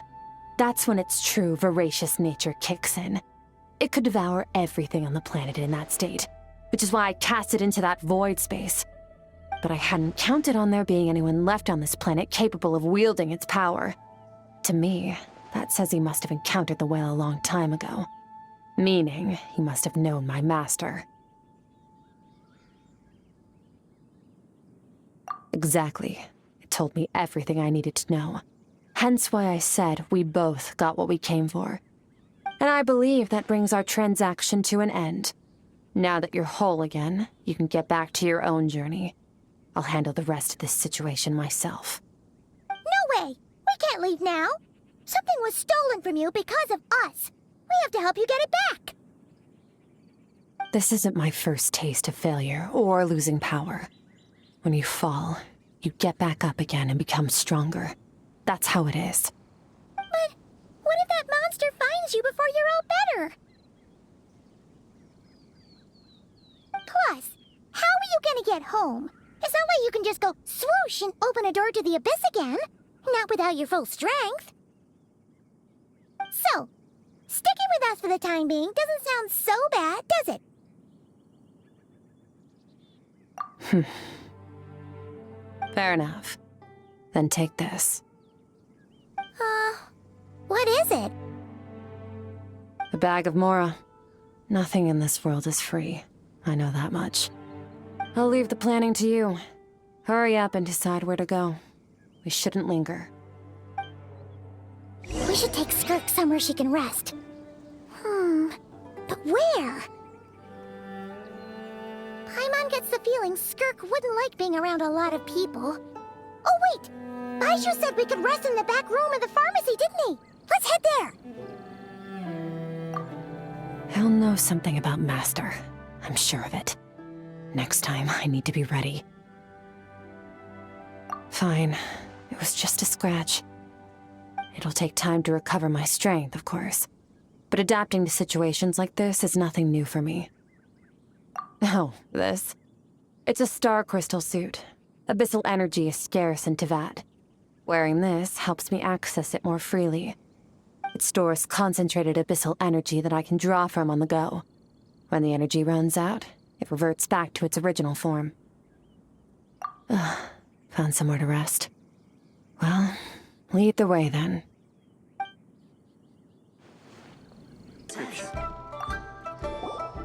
You look much better, Traveler. Should I take it that your health issues are resolved?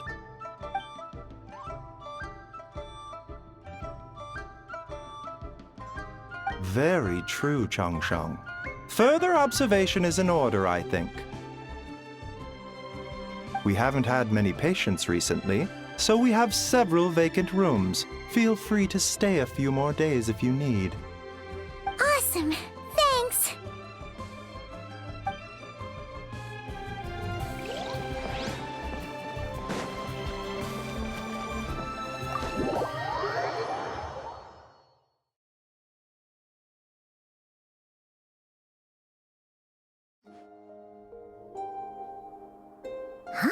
This bag from Skirk has a ton of Mora in it. Does she have a job or something? Wait, no. After what we saw at Wamin Restaurant, that seems impossible. Can you imagine? It would go something like... I'll be collecting my paycheck now, boss. Oh, sure thing. Wait, who are you? Have we met? Can't hold a job if you make everyone forget about you. So, what did you do to get all this Mora? Claimed some buried treasure, took care of a few monsters that were causing trouble. Nothing untoward. It's safe to use. You heard all that? A sonorous voice like yours is hard to miss. I wouldn't be surprised if the sound of it traveled to the nearest mountaintop. Then, did you by chance happen to hear Paimon's little, joke earlier? You mean when you called me Frosty the Lavender Melon?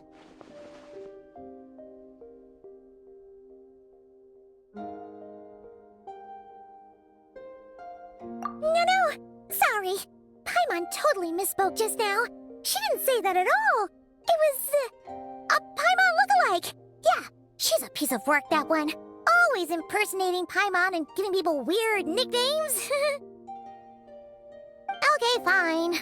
The truth is, Paimon didn't like you all that much at the start, but things are different now. You helped the Traveler in a big way, so what do you say? Friends? I noticed there was only one bed. Go ahead and get some rest. Wait, what about you? I don't get tired, and I don't need rest. I'm going to practice my sword work. That should help me regain some strength. But your shoulder... Hey, don't just leave! Whatever. Let her tire herself out. She'll come back eventually. Let's get some sleep, Traveler. That comfy bed is calling, Paimon.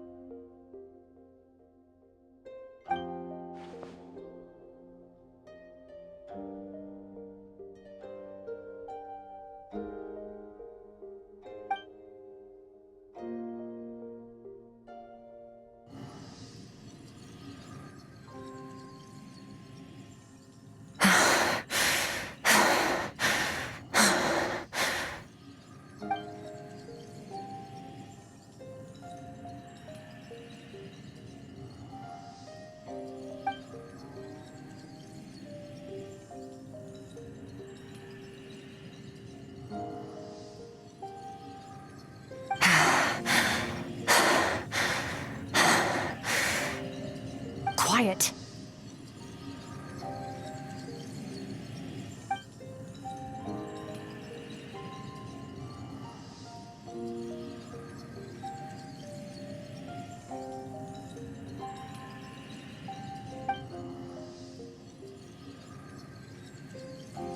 Do you even remember how many of us perished in that fire?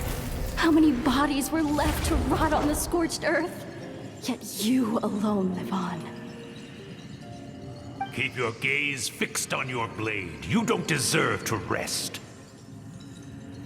Run, Skirk. Run! Only death awaits us here. Keep running, and don't ever look back.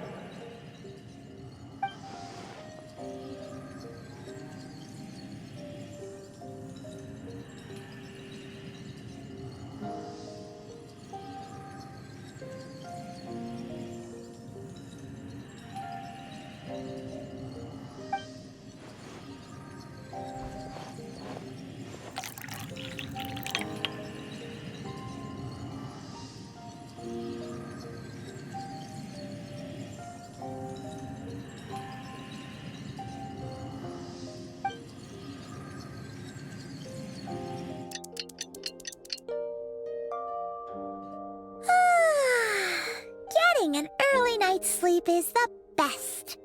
That bed was so comfy. Wait, Skirk? Have you been sitting out here the whole night? The bed's all yours if you want it.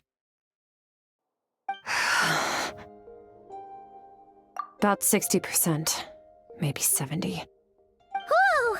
Paimon thought it would take at least a couple of days. That was fast. No, not fast enough. That's 20% less than last time. Same training regimen, same intensity.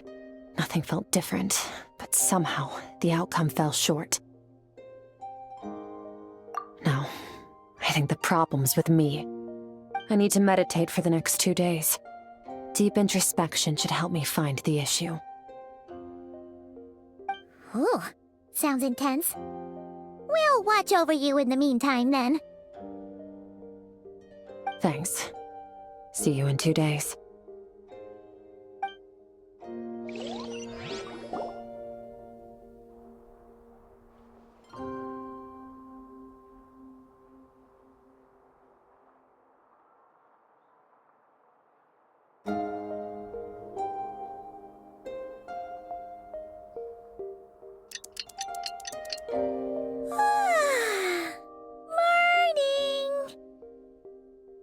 Skirk is still meditating, huh?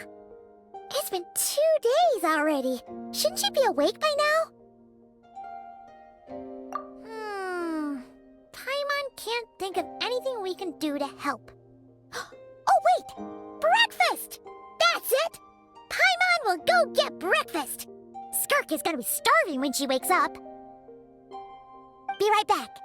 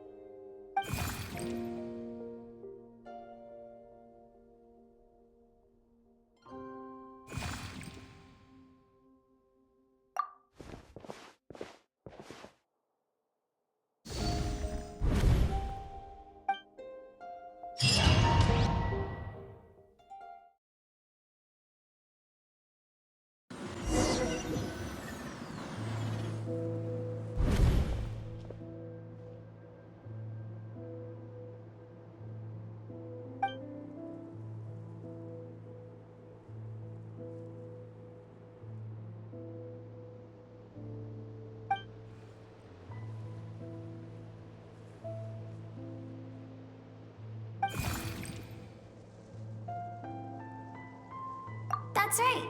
This is Skirk's inner world. Think of it as the threshold between the soul and dreams. This isn't your first time here, but what you remember is probably a space covered in darkness. I only managed to illuminate a small portion for you back then.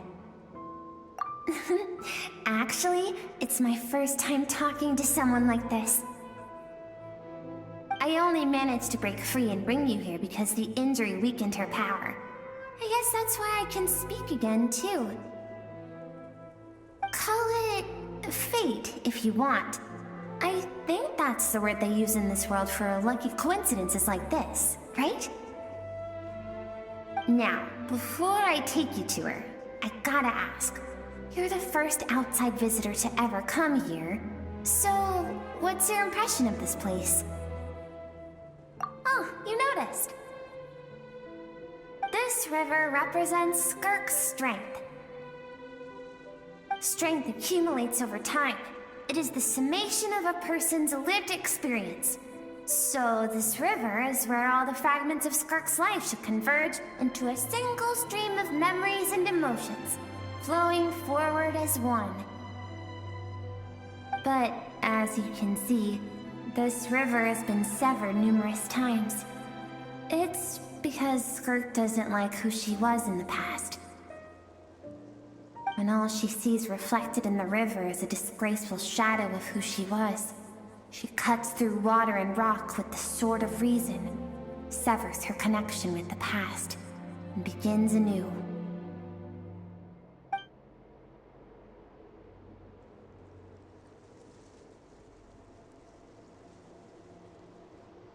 You must learn to shut out all the pointless emotion.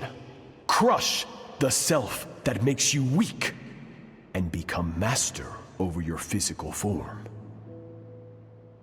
This isn't my first taste of failure or losing power. When you fall, you get back up again and become stronger. That's how it is.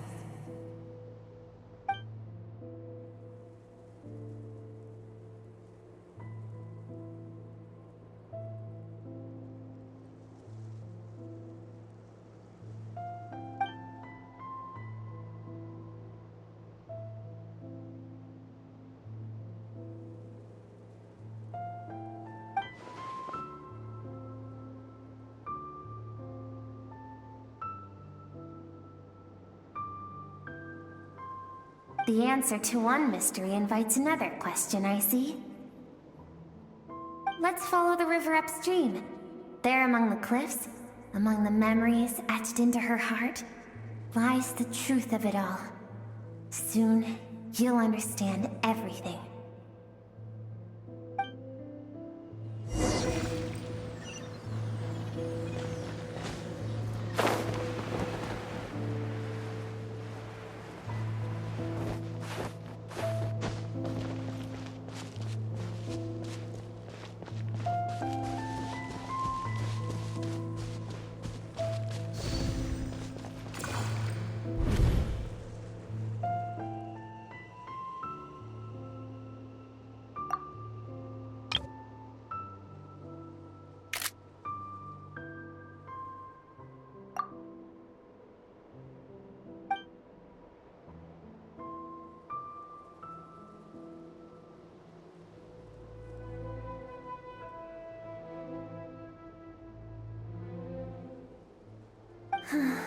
I've always thought that, even when falling leaves don't come from the same tree, they can still form bonds of kinship when they meet.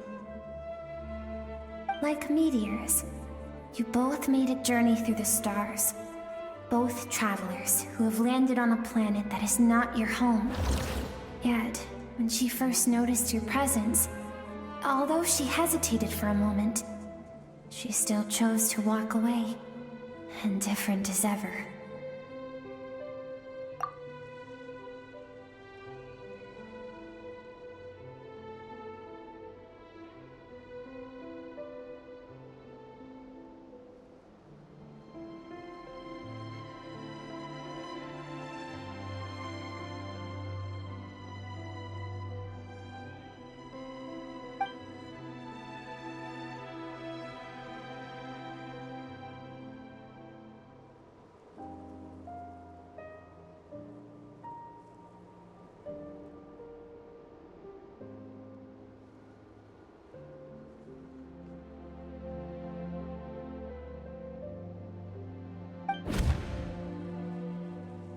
Seems like you've answered your own question. Skirk sees herself as a trespasser in this world. She's made a conscious choice to avoid altering its path. But the reason for that decision stems from events much earlier on in her life. Let's keep going. It's still a long way to the source of the river.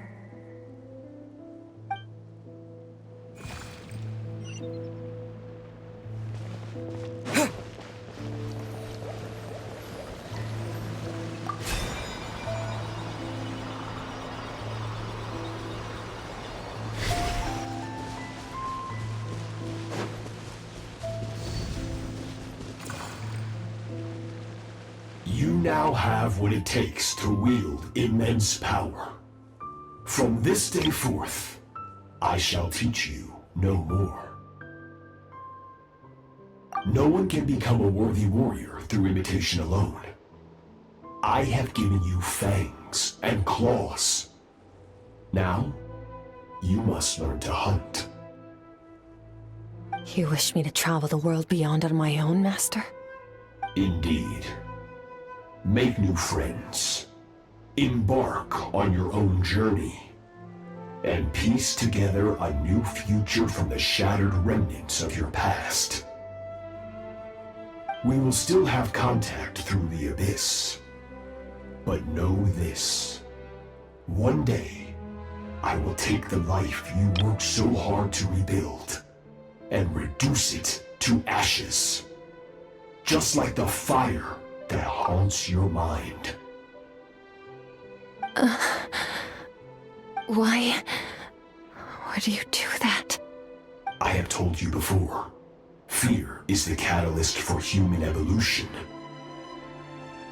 You have tasted loss. You have known fear, so deep it can be felt in the bones. But as living beings, we all have an instinct to detach from that which harms us.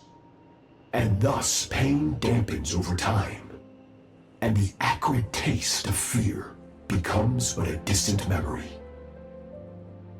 Yet now, I have bestowed upon you the gift of fear eternal, It will drown you in the nightmare of your childhood. Or it shall drive you to defeat me, whatever the cost.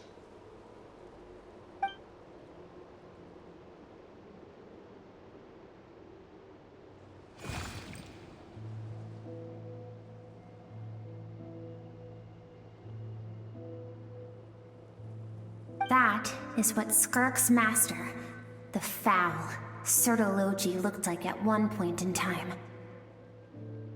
Of course, as a higher being, physical form is a triviality to him.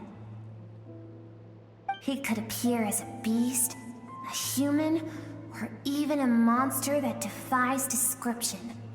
The form you see him in here, clad in abyssal armor, is the one he usually wears when traveling through the stars.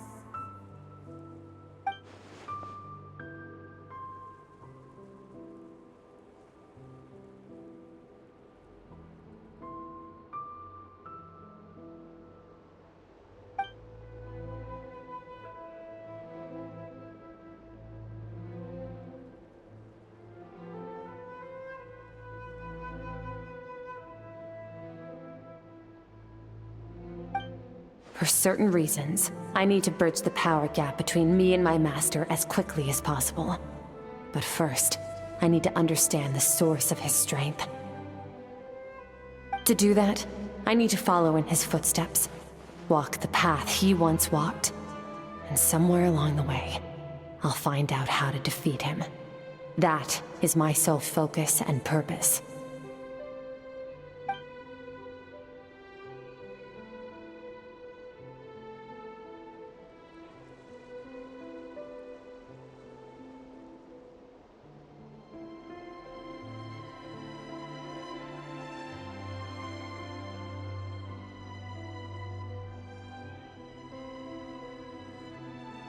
I'll let you in on a little secret. The real Sertologi is terrifying. The scope of his power is impossible to understand until you experience it firsthand. It is absolute, the power to crush all things. Shall we keep going? Let's see. We're about halfway there.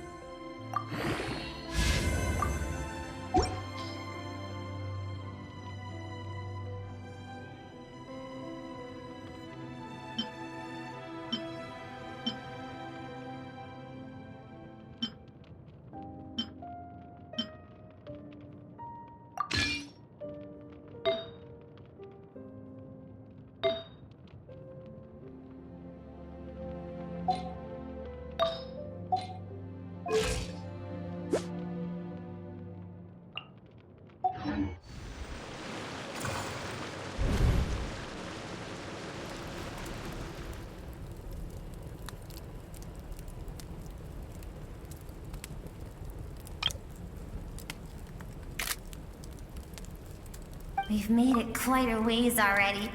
This is Skirk, when she first began training under Sertology. I have set your broken wrist. Tomorrow, you're to train twice as hard. No tears this time. Good. Attempting to garner sympathy through tears is a habit of the weak. A pitiful, useless ploy. Can I ask a question, Master? Why did you save me? I keep thinking, maybe it would be better if I had died. I wouldn't be haunted by that fire all the time. I wouldn't have to go on like this. I saved you because I have a plan for you. It has been too long since I fought a battle that demanded my full strength, and I hunger for it. Every so-called genius and prodigy I have faced has crumbled like sand underfoot. Before me, even fate bends the knee. So, I will teach you everything I know. Train you by whatever means necessary, in the hope that one day, you might surprise me. But I don't want to draw my sword against you, Master. What you want matters little. Among the boundless sea of stars, the cries of the weak are but faint murmurs that disappear into the void. You of all people know that well. Yes, Master. From that day forward, all she knew was grueling training, emptiness, and fatigue. After some time, her talent bloomed, and she gained control over her emotions, like her master. How should I put it? It was not that human emotion disappeared from her heart, but that reason came to dictate all she was allowed to feel. I suppose it was at this point that she became the Skirk you know today.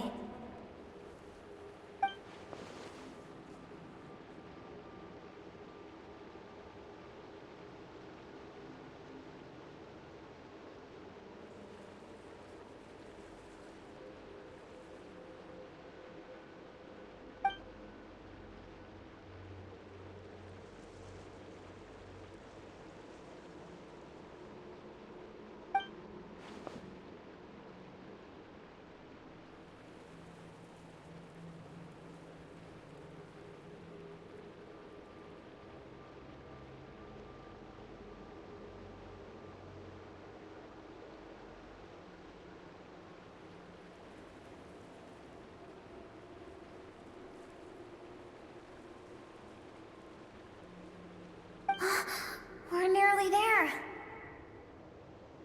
I almost don't want to reach the end. Well, shall we? This is the final stretch.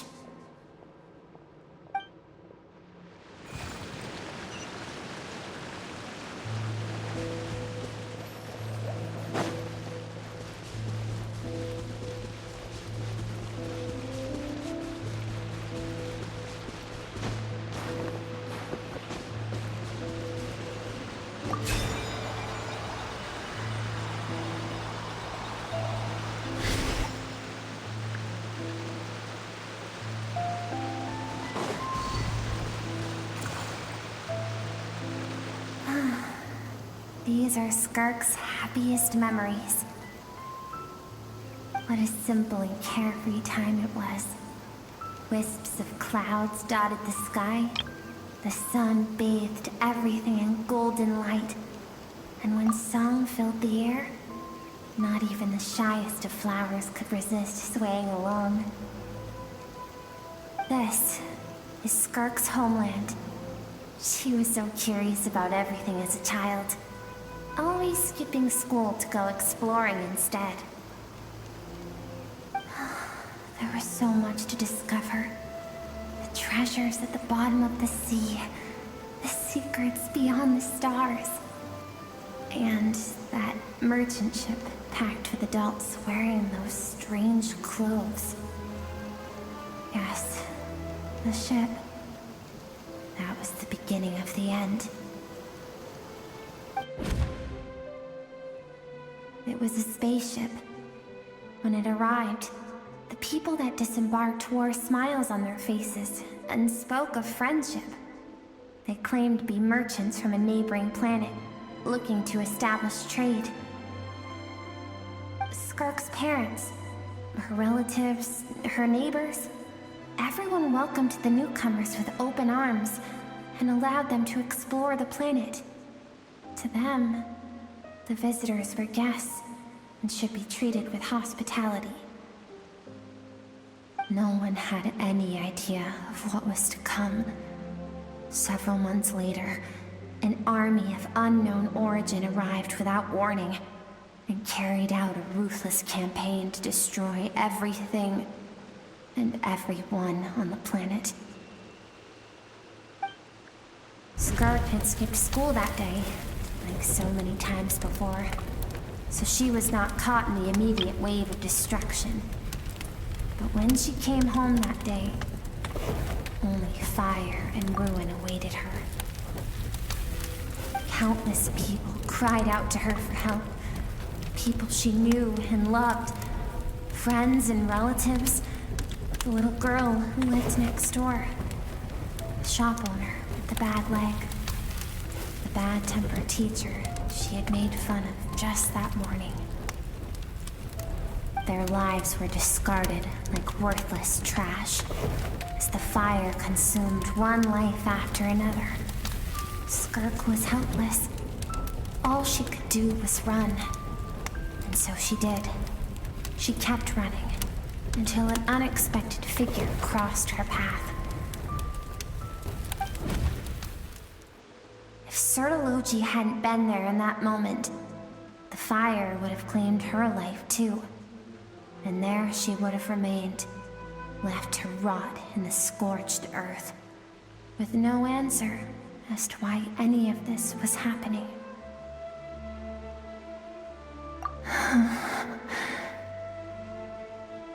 Because she and her people were seen as a threat. As the initial merchant ship explored the planet, they discovered that it hadn't always had the condition to support life. Yet there was evidence of human activity, even during the periods of extreme heat or cold in the past. Further research revealed that, over time, the people of this planet had evolved the ability to adapt to any type of environment or energy source. For that reason, the outsiders viewed them as a potential threat, and decided to eliminate them before the threat could rear its head. And so, the army was called, and the so-called danger was wiped from the face of the planet. Senseless, isn't it? Deemed a threat because of a gift they didn't even know they had.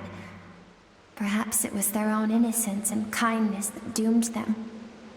But in the end, that was lost to the blaze as well. If those with power get to decide good and evil, then all you can trust in is the sword in your hand. And so, before death could claim her, she ran. She ran and never stopped.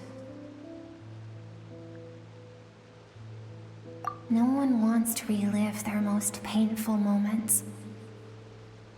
Well, that brings us to the end of the story.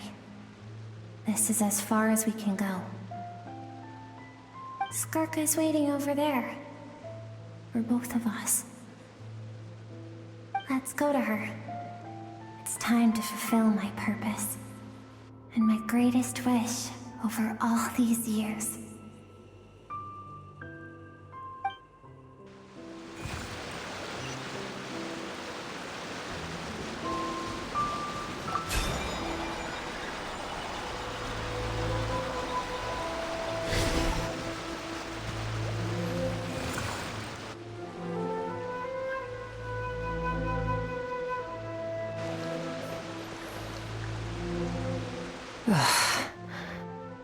So all this, just so you could bring him here. I have things to say to you. Well, to me. I want someone to witness our reconciliation, even if it takes an argument to get there. And he is the best choice in this moment. Her suppressed emotional self. The version of herself she keeps locked in the recesses of her mind, stifled by reason. All those rejected impulses, those discarded aspects of your past selves, they are a part of me now. I am who you used to be. Someone you have refused to face for too long. So, I came to face you instead. You're wrong. I've faced you all along. And that's exactly why I keep you locked here. Your existence makes me weak. Moments of joy and longing are when we are most vulnerable. Don't forget, it was a penchant for goodness over reason that doomed our homeland in the first place. The vastness of the universe renders everything insignificant. Our feelings most of all. Even so, learning from the mistakes of the past doesn't have to mean erasing everything. Strip yourself of your so-called weaknesses, emotions like kindness and empathy, and what makes you any different from the ruthless soldiers who slaughtered our people? The difference is that I'm doing what is right, what is necessary. I allow you to exist, but with limited freedom. That is the greatest kindness I can offer. I have shouldered everything you couldn't carry. I rose above the numbness and emptiness, and it was cold, unfeeling reason that brought me this far. It made me who I am. It made me strong. That is the problem. I want to shoulder those things together. On the grand scale of the entire universe, maybe our feelings are vanishingly small, but why should that mean they don't matter? Emotion gives warmth to the cold expanse of space. It gives meaning to the world around us. Think back to those nights of gazing at the stars, those afternoons of exploring the unknown. Think back and let them grant you peace. A brief respite from the pressure you put on yourself.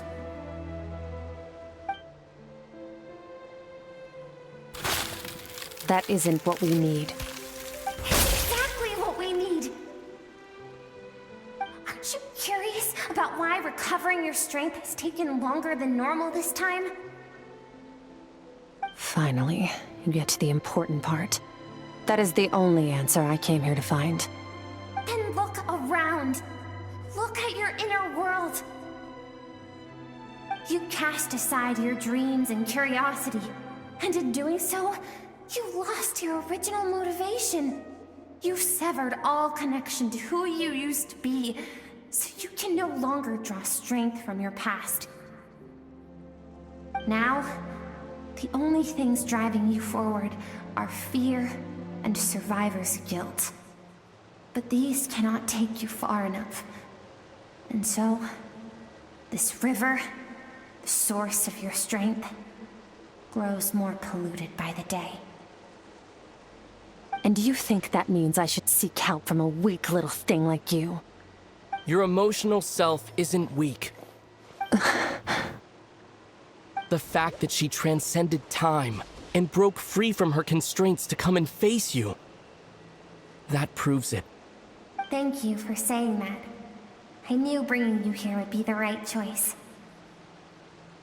To be honest, I'm not here to argue with you.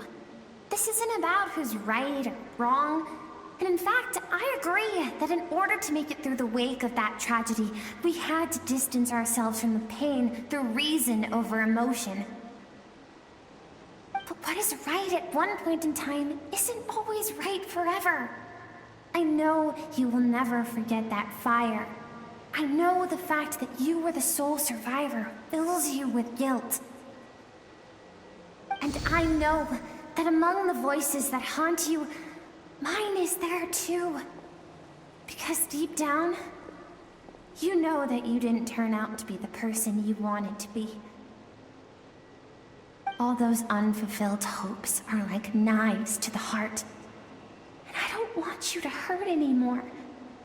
So even if you can't accept me, I hope, at least, that you can let go. I keep thinking, maybe it would be better if I had died.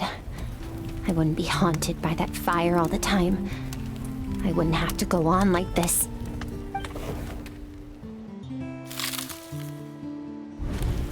Your dad and I, we're not afraid to stare death in the face, but we need you to survive.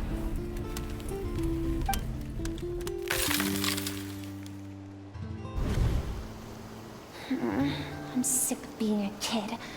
There's so many amazing things out there, and I'm ready to see them all.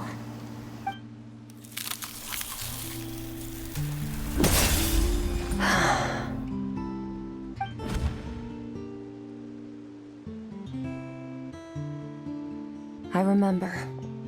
There was a song Mom and Dad always sang when we went out to fetch water. Dancing water. The sand along your path is begging for your song and movement. Will you carry this burden with you on your journey? I am not the dancing water, and you are not the burdensome sand.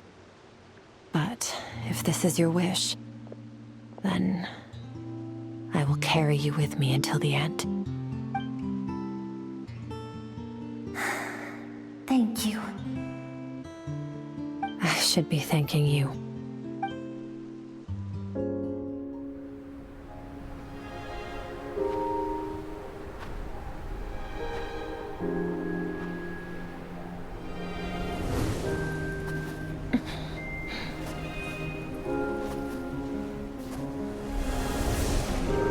Run, Skirk, run! Remember, leave no one alive! Heed my words, Skirk. Let fear take root in your soul. Did you survive? Why was it only you? Skirk, did you become a positive light in this world?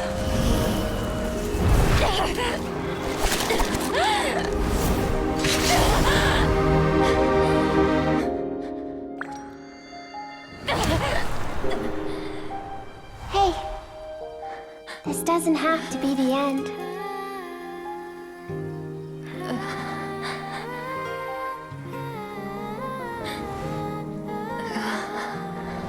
Life is a gift. Don't let darkness claim it.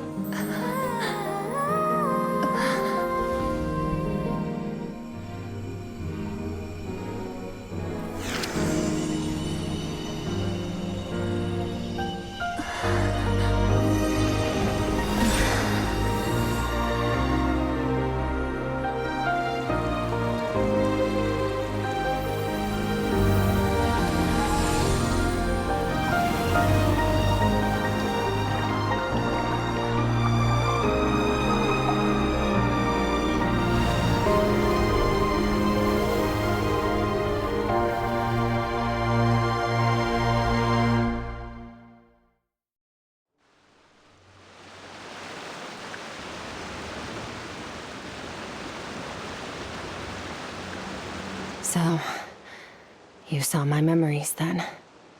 I once asked my master if survival of the strongest was the law of the universe. He said no. But in a world without order, those with no moral boundaries tend to be the ones who survive. That's why, after hearing his answer, an idea came to mind. An idea that, one day, I would create a new world order. One in which there would never be another tragedy like that fire. One in which power was not the law of the land. But that means I must defeat him. Because my master, Sertologi, is, at the core, a defier of all rules and order. Yes, and not just because of the gap in our abilities, but also because I have no reason to see him as an enemy.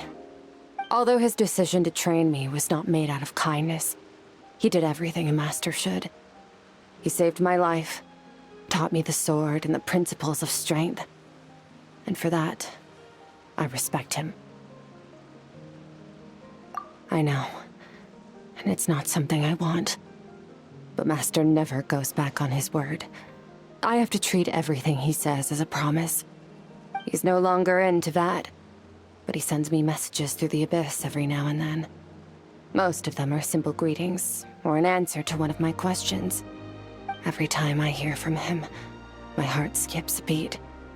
And I wonder if this is the moment where he'll finally appear before me and tear down everything I've built to pieces. Maybe that means I do live in eternal fear, just like he said. Yes, I respect him, but I'm also afraid of him. And for that reason, the pursuit of strength consumes every moment of my life. I don't know what Master has planned, but I have to be ready. Help me? Why? This isn't your fight. Because if we want to build the world we both want to see, everyone has to be willing to fight for it. If we all do our part, we can make the entire universe a kinder place.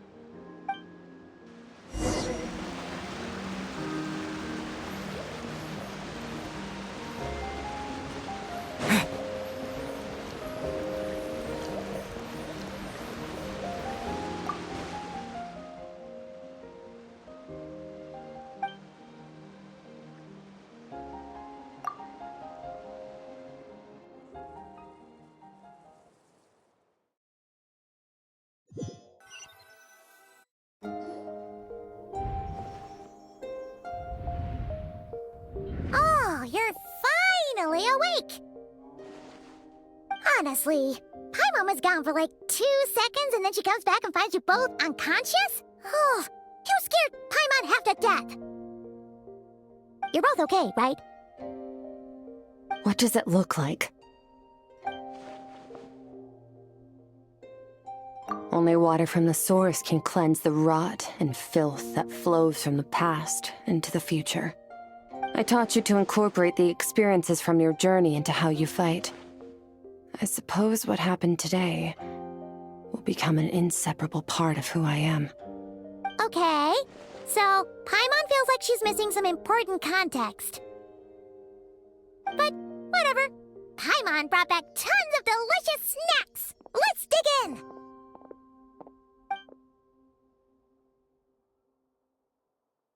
All right. It's about time we finished what we started. We're gonna deal with this thief for good, right? This time, I'm not going to tell you to hold back. But having digested even more power in the meantime, he's going to be tougher than before. The good news is, we have no reason to pull our punches this time. So, let's go. Same place as last time.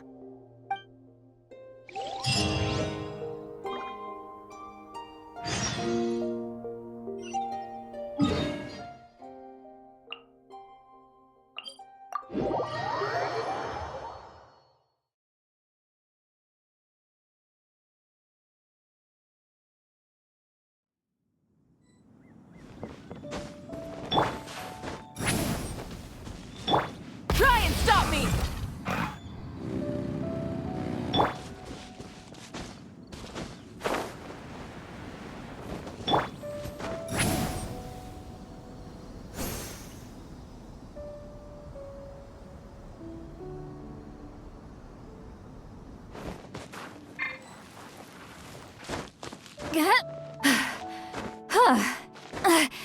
I'm tired already.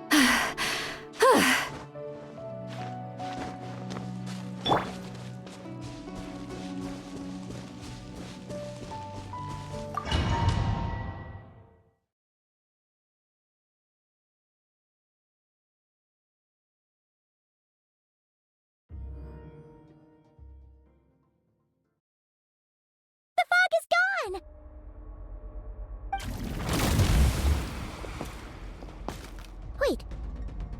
form the all-devouring narwhal changed into? How come he knows that, too? Really? So, you're telling Paimon that giant whale and this guy can both turn into the fowl? How does that work? It's a subconscious instinct. Any intelligent being who longs for his level of strength is bound to mimic his appearance. It's a natural response after encountering someone as powerful as Master. To them, he represents ultimate power. We know the person before us has encountered Master, and we know he stole a portion of my power. So it's not surprising that he would assume this form. Okay. Oh, the closer Paimon looks, the more intimidating it gets. Nervalette isn't here this time, so it's up to us. He won't have the nerve to steal again after we're done with him. Let's teach this guy a lesson. Eternal, infinite, everlasting. Go! Bombs away! Paradise!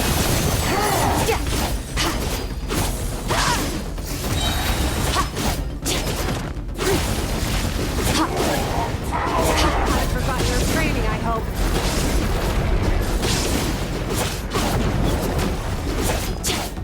Fearless. Another star goes out.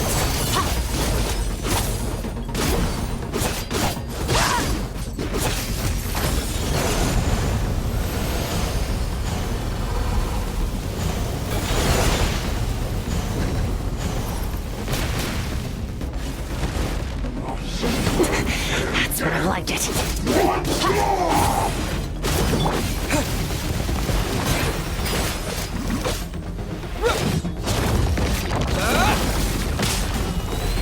Water jet!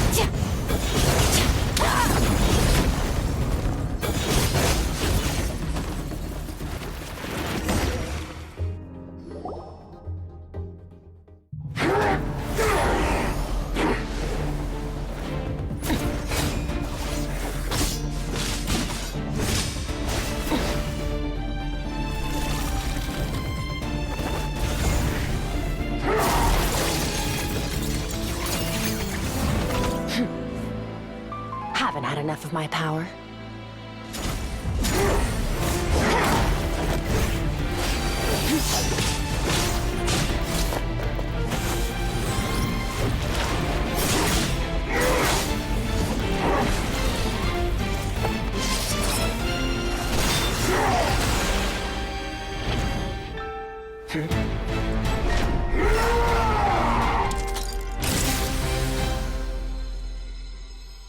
Well then, let's see how much more of this power you can handle.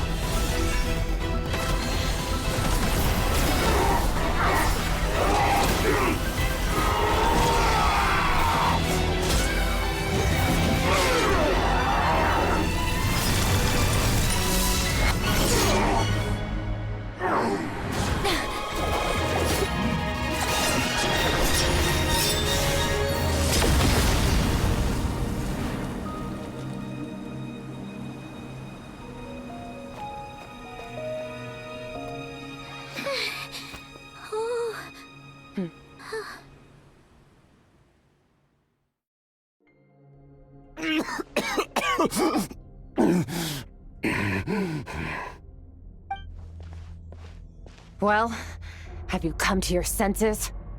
You You saw that my body was at its limit. So, you deliberately channeled your power into me, knowing that it would destroy my shell from within. Such power. Such keen battle instincts. So you must be... Skirk, Sertologi's disciple. How long has it been? How long has he been away from Tevat?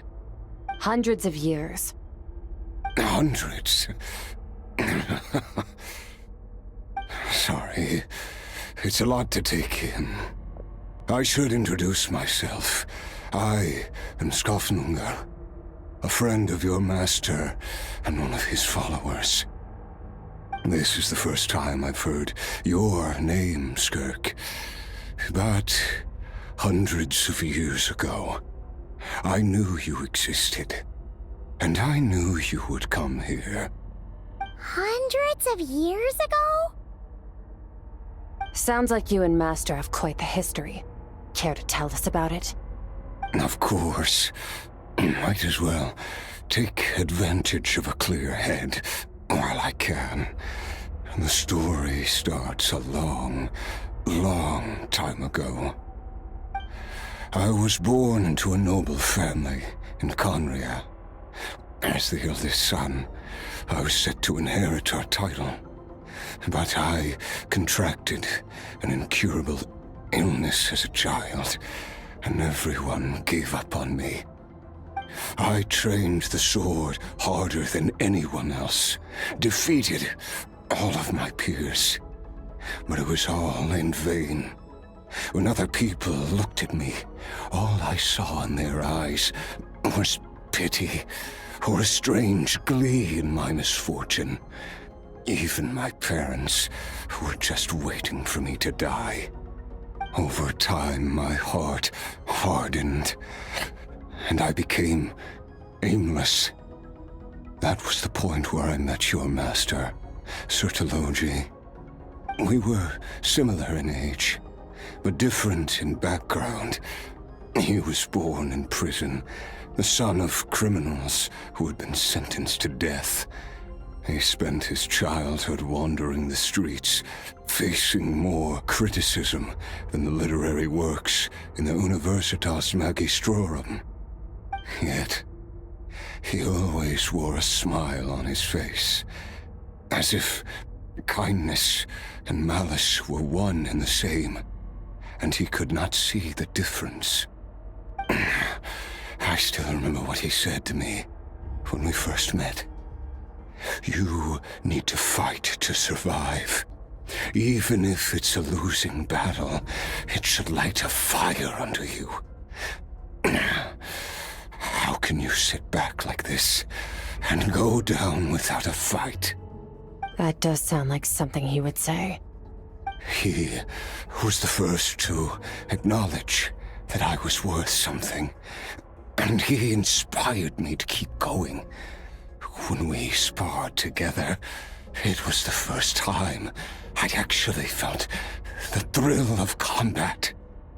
When I was 10, he stole forbidden research materials and managed to cure my illness.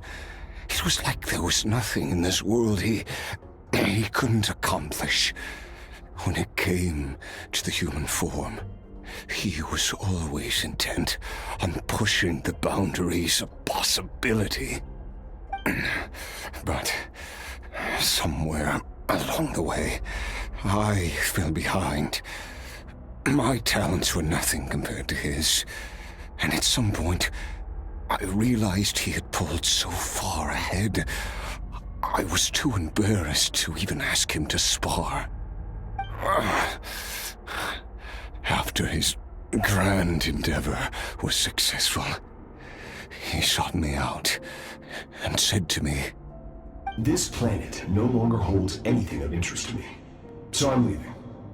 But first, I have an offer. I can use a power I have just refined to break the curse of immortality for you. Your death was once what we worked so hard to prevent. But the immortality you now face is a different kind of pain altogether." I'll pass. Immortality doesn't sound so bad to me. Since I can't die, it means I have an infinite amount of time to get stronger. Maybe I'll finally catch up to you one day, and we can spar like we used to. Are you sure? I cannot say when I will return. Your body, or rather, your soul, might not be able to withstand this curse.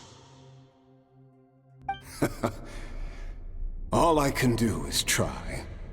After all, a wise man once told me, people need to fight for their own survival. Wise indeed.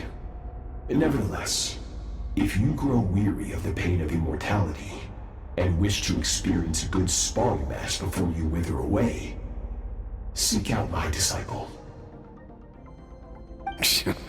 Disciple? Never thought I'd hear that word coming from you.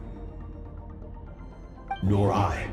But Vedifenir said I was destined to find a disciple out there in the universe, and bring her to Tibet. You know as well as I, Vedifenir's prophecies are never wrong. Huh. Well, now I'm curious about who this disciple of yours will be. All Vedifenir said was that one day, the stars shall bow in her honor. Sounds pretty impressive. Of course. Only the most outstanding people would have the right to become my disciple. Still self-assured as ever, I see. But you're not wrong. I'll be leaving then. Oh, and if you are serious about getting stronger, I left you a little gift in the primordial sea. As I've said before, walk whatever path you want. Freedom means even the wicked get to make their own choices. Waiting for me in the primordial sea was the all-devouring narwhal, already beaten into submission by Sertologi. In its weakened state, I was able to cut off part of its flesh and sew it into my own heart. Your heart? That sounds like torture! How did you even survive that? Because, of course, I bear the curse of immortality. So, you used the curse to turn yourself into a vessel for power. Even with that whale's ability, devouring power like that is not something the human body can withstand. With your body and soul constantly at the breaking point, it was the curse of immortality that sustained you. But that is not the path to strength. You have to pour your heart into it, work for it, dream of it. Instead, you stole something that didn't belong to you, and it backfired. You're right. I should have known better, but I had already pushed myself to my limits, and he was still miles ahead of me. So I had to take a leap of faith. I miss your master. I miss the days when we were all together, troublemakers without a home. I don't regret the choice I made. But if you'll allow it, I do want to apologize. To both of you. After the beating we just gave you, I think we can call it even. You're an interesting one as well. Sertologi's disciple. That's a lot to live up to. It can't have been an easy experience. I know what he's like. He rules with an iron fist, using despair and fear to force you to catch up to him, all the while standing ever out of reach. We're like mountain climbers in the dark, never knowing how much higher we have to climb, or when we will see the sun again. True. But I made up my mind long ago. No matter how dark it gets, I will not give in to despair. I will overcome it. Besides, after hearing your story, I suspect what Master really wants is not a battle that demands his full strength, but rather a defeat without regrets. Oh? Since you're his friend, you must have some things in common. The first time we came here, when you stabbed me through the fog and stole my power, I felt no emotion coming from that spike. But when you had to devote all your strength fighting me just now, I could feel joy and passion emanating from your blade. It was the joy of a researcher discovering the truth of the world, the joy of an artist uncovering a temple of wonders. Interesting. I'm certain I didn't express those emotions outright. Yet you were able to read them from my blade, like a glimpse into my inner world. You're right. That battle brought me an unbridled sense of joy, and my defeat brings me no regret whatsoever. Exactly. I think Master also craves a battle like that. One where his opponent forces him to use all his strength, unlock the extent of his potential, and transcend his own limits. A battle to end all battles. After which, all can come to an end, including, perhaps, his life. For that very reason, good and evil are meaningless to him. He has one purpose, one goal: to complete himself. It's one of the secrets to his strength. Perhaps you're right. Perhaps that is his call. What a battle that would be. Oh, to witness such a...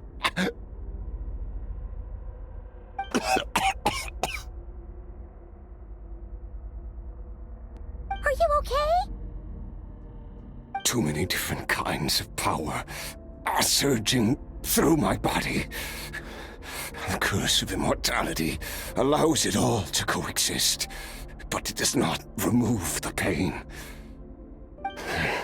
I won't be able to hold on to my sanity for much longer. What a shame.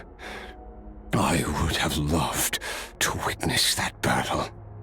Sertologi once offered to free me from this curse. Now, I must ask that of you, Skirk. Can you release me from the pain? I can, but not through death, if that's what you were hoping for. It's not a suitable punishment for your crime. As an alternative, I can take your consciousness, along with all the power you've consumed, and smash it to pieces. The impurities will dissipate, and under the curse of immortality, your mind and body will regenerate. When that process is complete, you will be back to who you were before, no longer tortured by powers you can't control. But it will be a time-consuming and painful process. The decision is yours to make. I accept. And who knows? Perhaps I'll wake up in time to witness your great battle with Sertologi. I have faith that you'll be able to stand against him one day. Though I know it'll be a long and arduous road. If we are climbers in the dark, it appears the dawn has finally broken for me. But your ascent continues. At least, it looks like you are not alone on your journey. I will reach the top of this mountain, no matter what it takes. And you, Skofnunger, will be my witness at the end of all things. That's finally over. Let's get out of here. Huh. At least we don't have to make a mad dash for the exit like last time.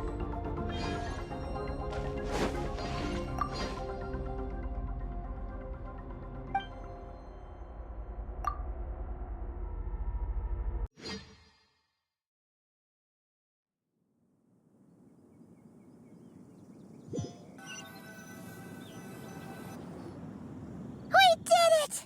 Ah, it's only been a few days, but it feels like forever. Once again, we've proved there's nothing we can't overcome. We're just that awesome. Wow, you sound even more confident than usual. Guess you really have become stronger. Today sure went by fast. It's night already. Oh wait, that reminds Paimon. The stars you mentioned, the ones that died out, are they back now? Yes. The power Skofnungur stole has been returned. So, the stars have regained their light. Great! Huh, it's crazy that you even noticed their light was gone. There are so many stars in the sky. If a few disappeared, Paimon definitely wouldn't be able to tell. I suppose it's because I have gazed upon this sky for centuries. The false stars, hanging in the meticulously planned sky, glittering with rotten light. It's not real. And yet, it is for that very reason that I can look upon it and enjoy the momentary peace it brings. Even the most beautiful of bubbles has to burst. We will return to the real universe one day, whether of our own volition or not. Time marches ever forward. Even the innocent and naive will taste life's bitterness. Yet through hardship, we grow until we learn to seize the sands of time for ourselves and uncover our true strength. Though we gaze upon a false sky, its vastness and majesty is palpable. One can only wonder, what is it going to take for kindness to reign supreme in the vast expanse of the universe? Oh, this is all going over Paimon's head. But if she knows one thing, it's that the traveler always finds a way. Ever since we met, he has filled Paimon's days with happiness. No matter how tough things get, he always finds a way to make it better. If it's too big a job for one person, then we'll do it with two. And if two's still not enough, then three. We've met so many amazing friends and accomplished so many amazing things. As long as we don't give up, we can make any wish come true. I suppose when it comes to you, anything is possible. Well, I should be going. Now that my power is no longer isolated from my emotions, I need more practice to get used to it. I suppose fate will decide. Maybe we'll bump into each other on the street. Or maybe we'll reunite on a different planet entirely. Regardless, reunions and partings are but passing moments. More than anything, I hope that at the end of this journey, wherever it takes us, we stand in a world reborn. One without war, pain, or forced partings. One where new life can bloom, even where there was once nothing but scorched earth. For this, we must all work to become stronger.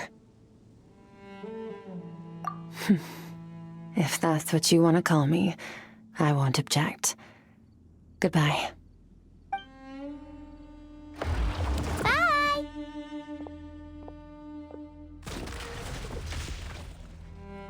Is it just Paimon, or is she being nicer than before? We definitely count as friends after all that, don't you think? Hey, what do you think about camping here tonight? There's nothing quite like sleeping under the stars. Come tomorrow, we can continue our journey. Oh, and since Paimon treated you to that super nice meal at Wanmin Restaurant, it's about time you returned the favor.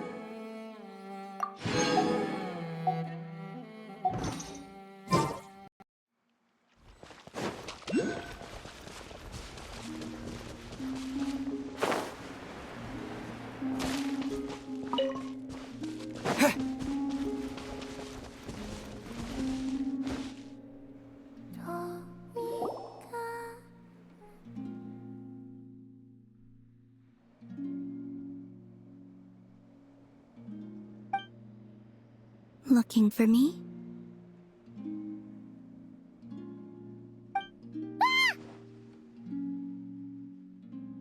After sensing your arrival, I wanted to see how close I could get to you from behind. Because you had nothing better to do, or...? Is that how it seems? No different than when I was with the Fatui then. There was never much for me to do. The Tsaritsa only sought the power of the moon goddesses.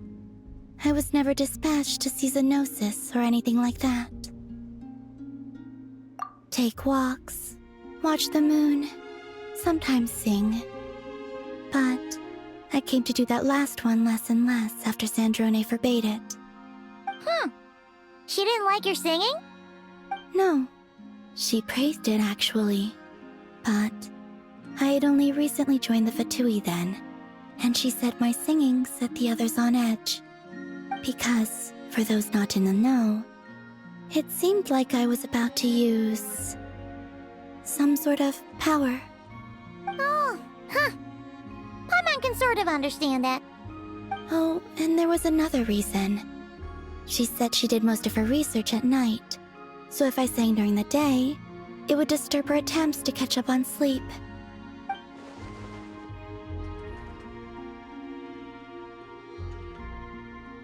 So, I used to just sing outside her door at night instead.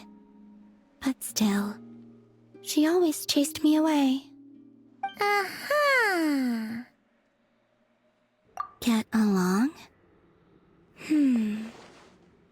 When we first met, Arlecchino did seem eager to get along with me. She often showed up behind me without making a sound, like I did to you earlier. She said it was an attempt to test me, I believe. I too attempted to join in on the game, but she always managed to spot me before I even got close. Eventually, I resorted to using Kuvaki and managed to give her quite a scare from behind. But she never played that game with me again after that. Yeah, Paimon doubts that was a game to the knave at all. What else? Oh, the doctor often asked me to assist in his light realm-related research. I obliged him a few times, but it was so dull. Use Kuvaki to strike this. Use Kuvaki to control that. I stopped going after a while. Yes, even though I've run away from home, I do have some fond memories of it all the same. Arlecchino and Sandrone treated me quite well, along with...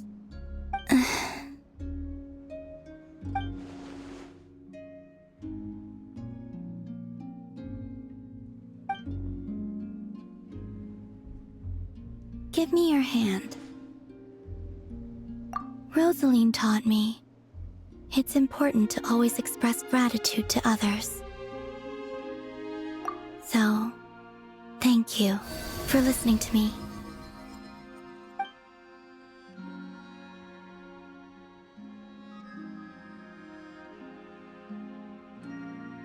I believe that's enough for today. Whoa, that was sudden. Yeah, guess you're right. Well, let's not bother her then.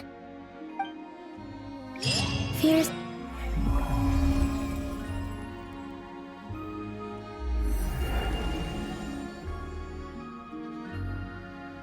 Until a curious bird rode the wild gale into the heart of the storm. As it turned out, the roiling waves were caused by the snoring of a giant whale. And so the bird told the whale a tale of peaceful slumber, and from then on, the great sea was quiet.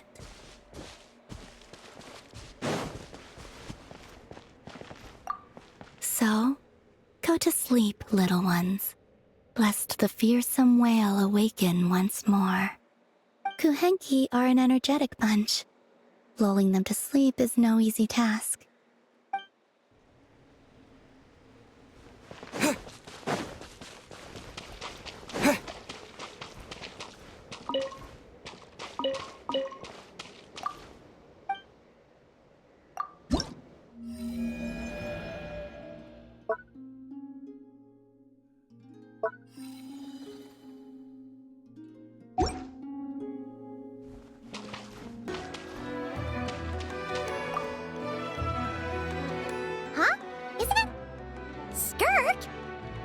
Paimon's eyes deceiving her?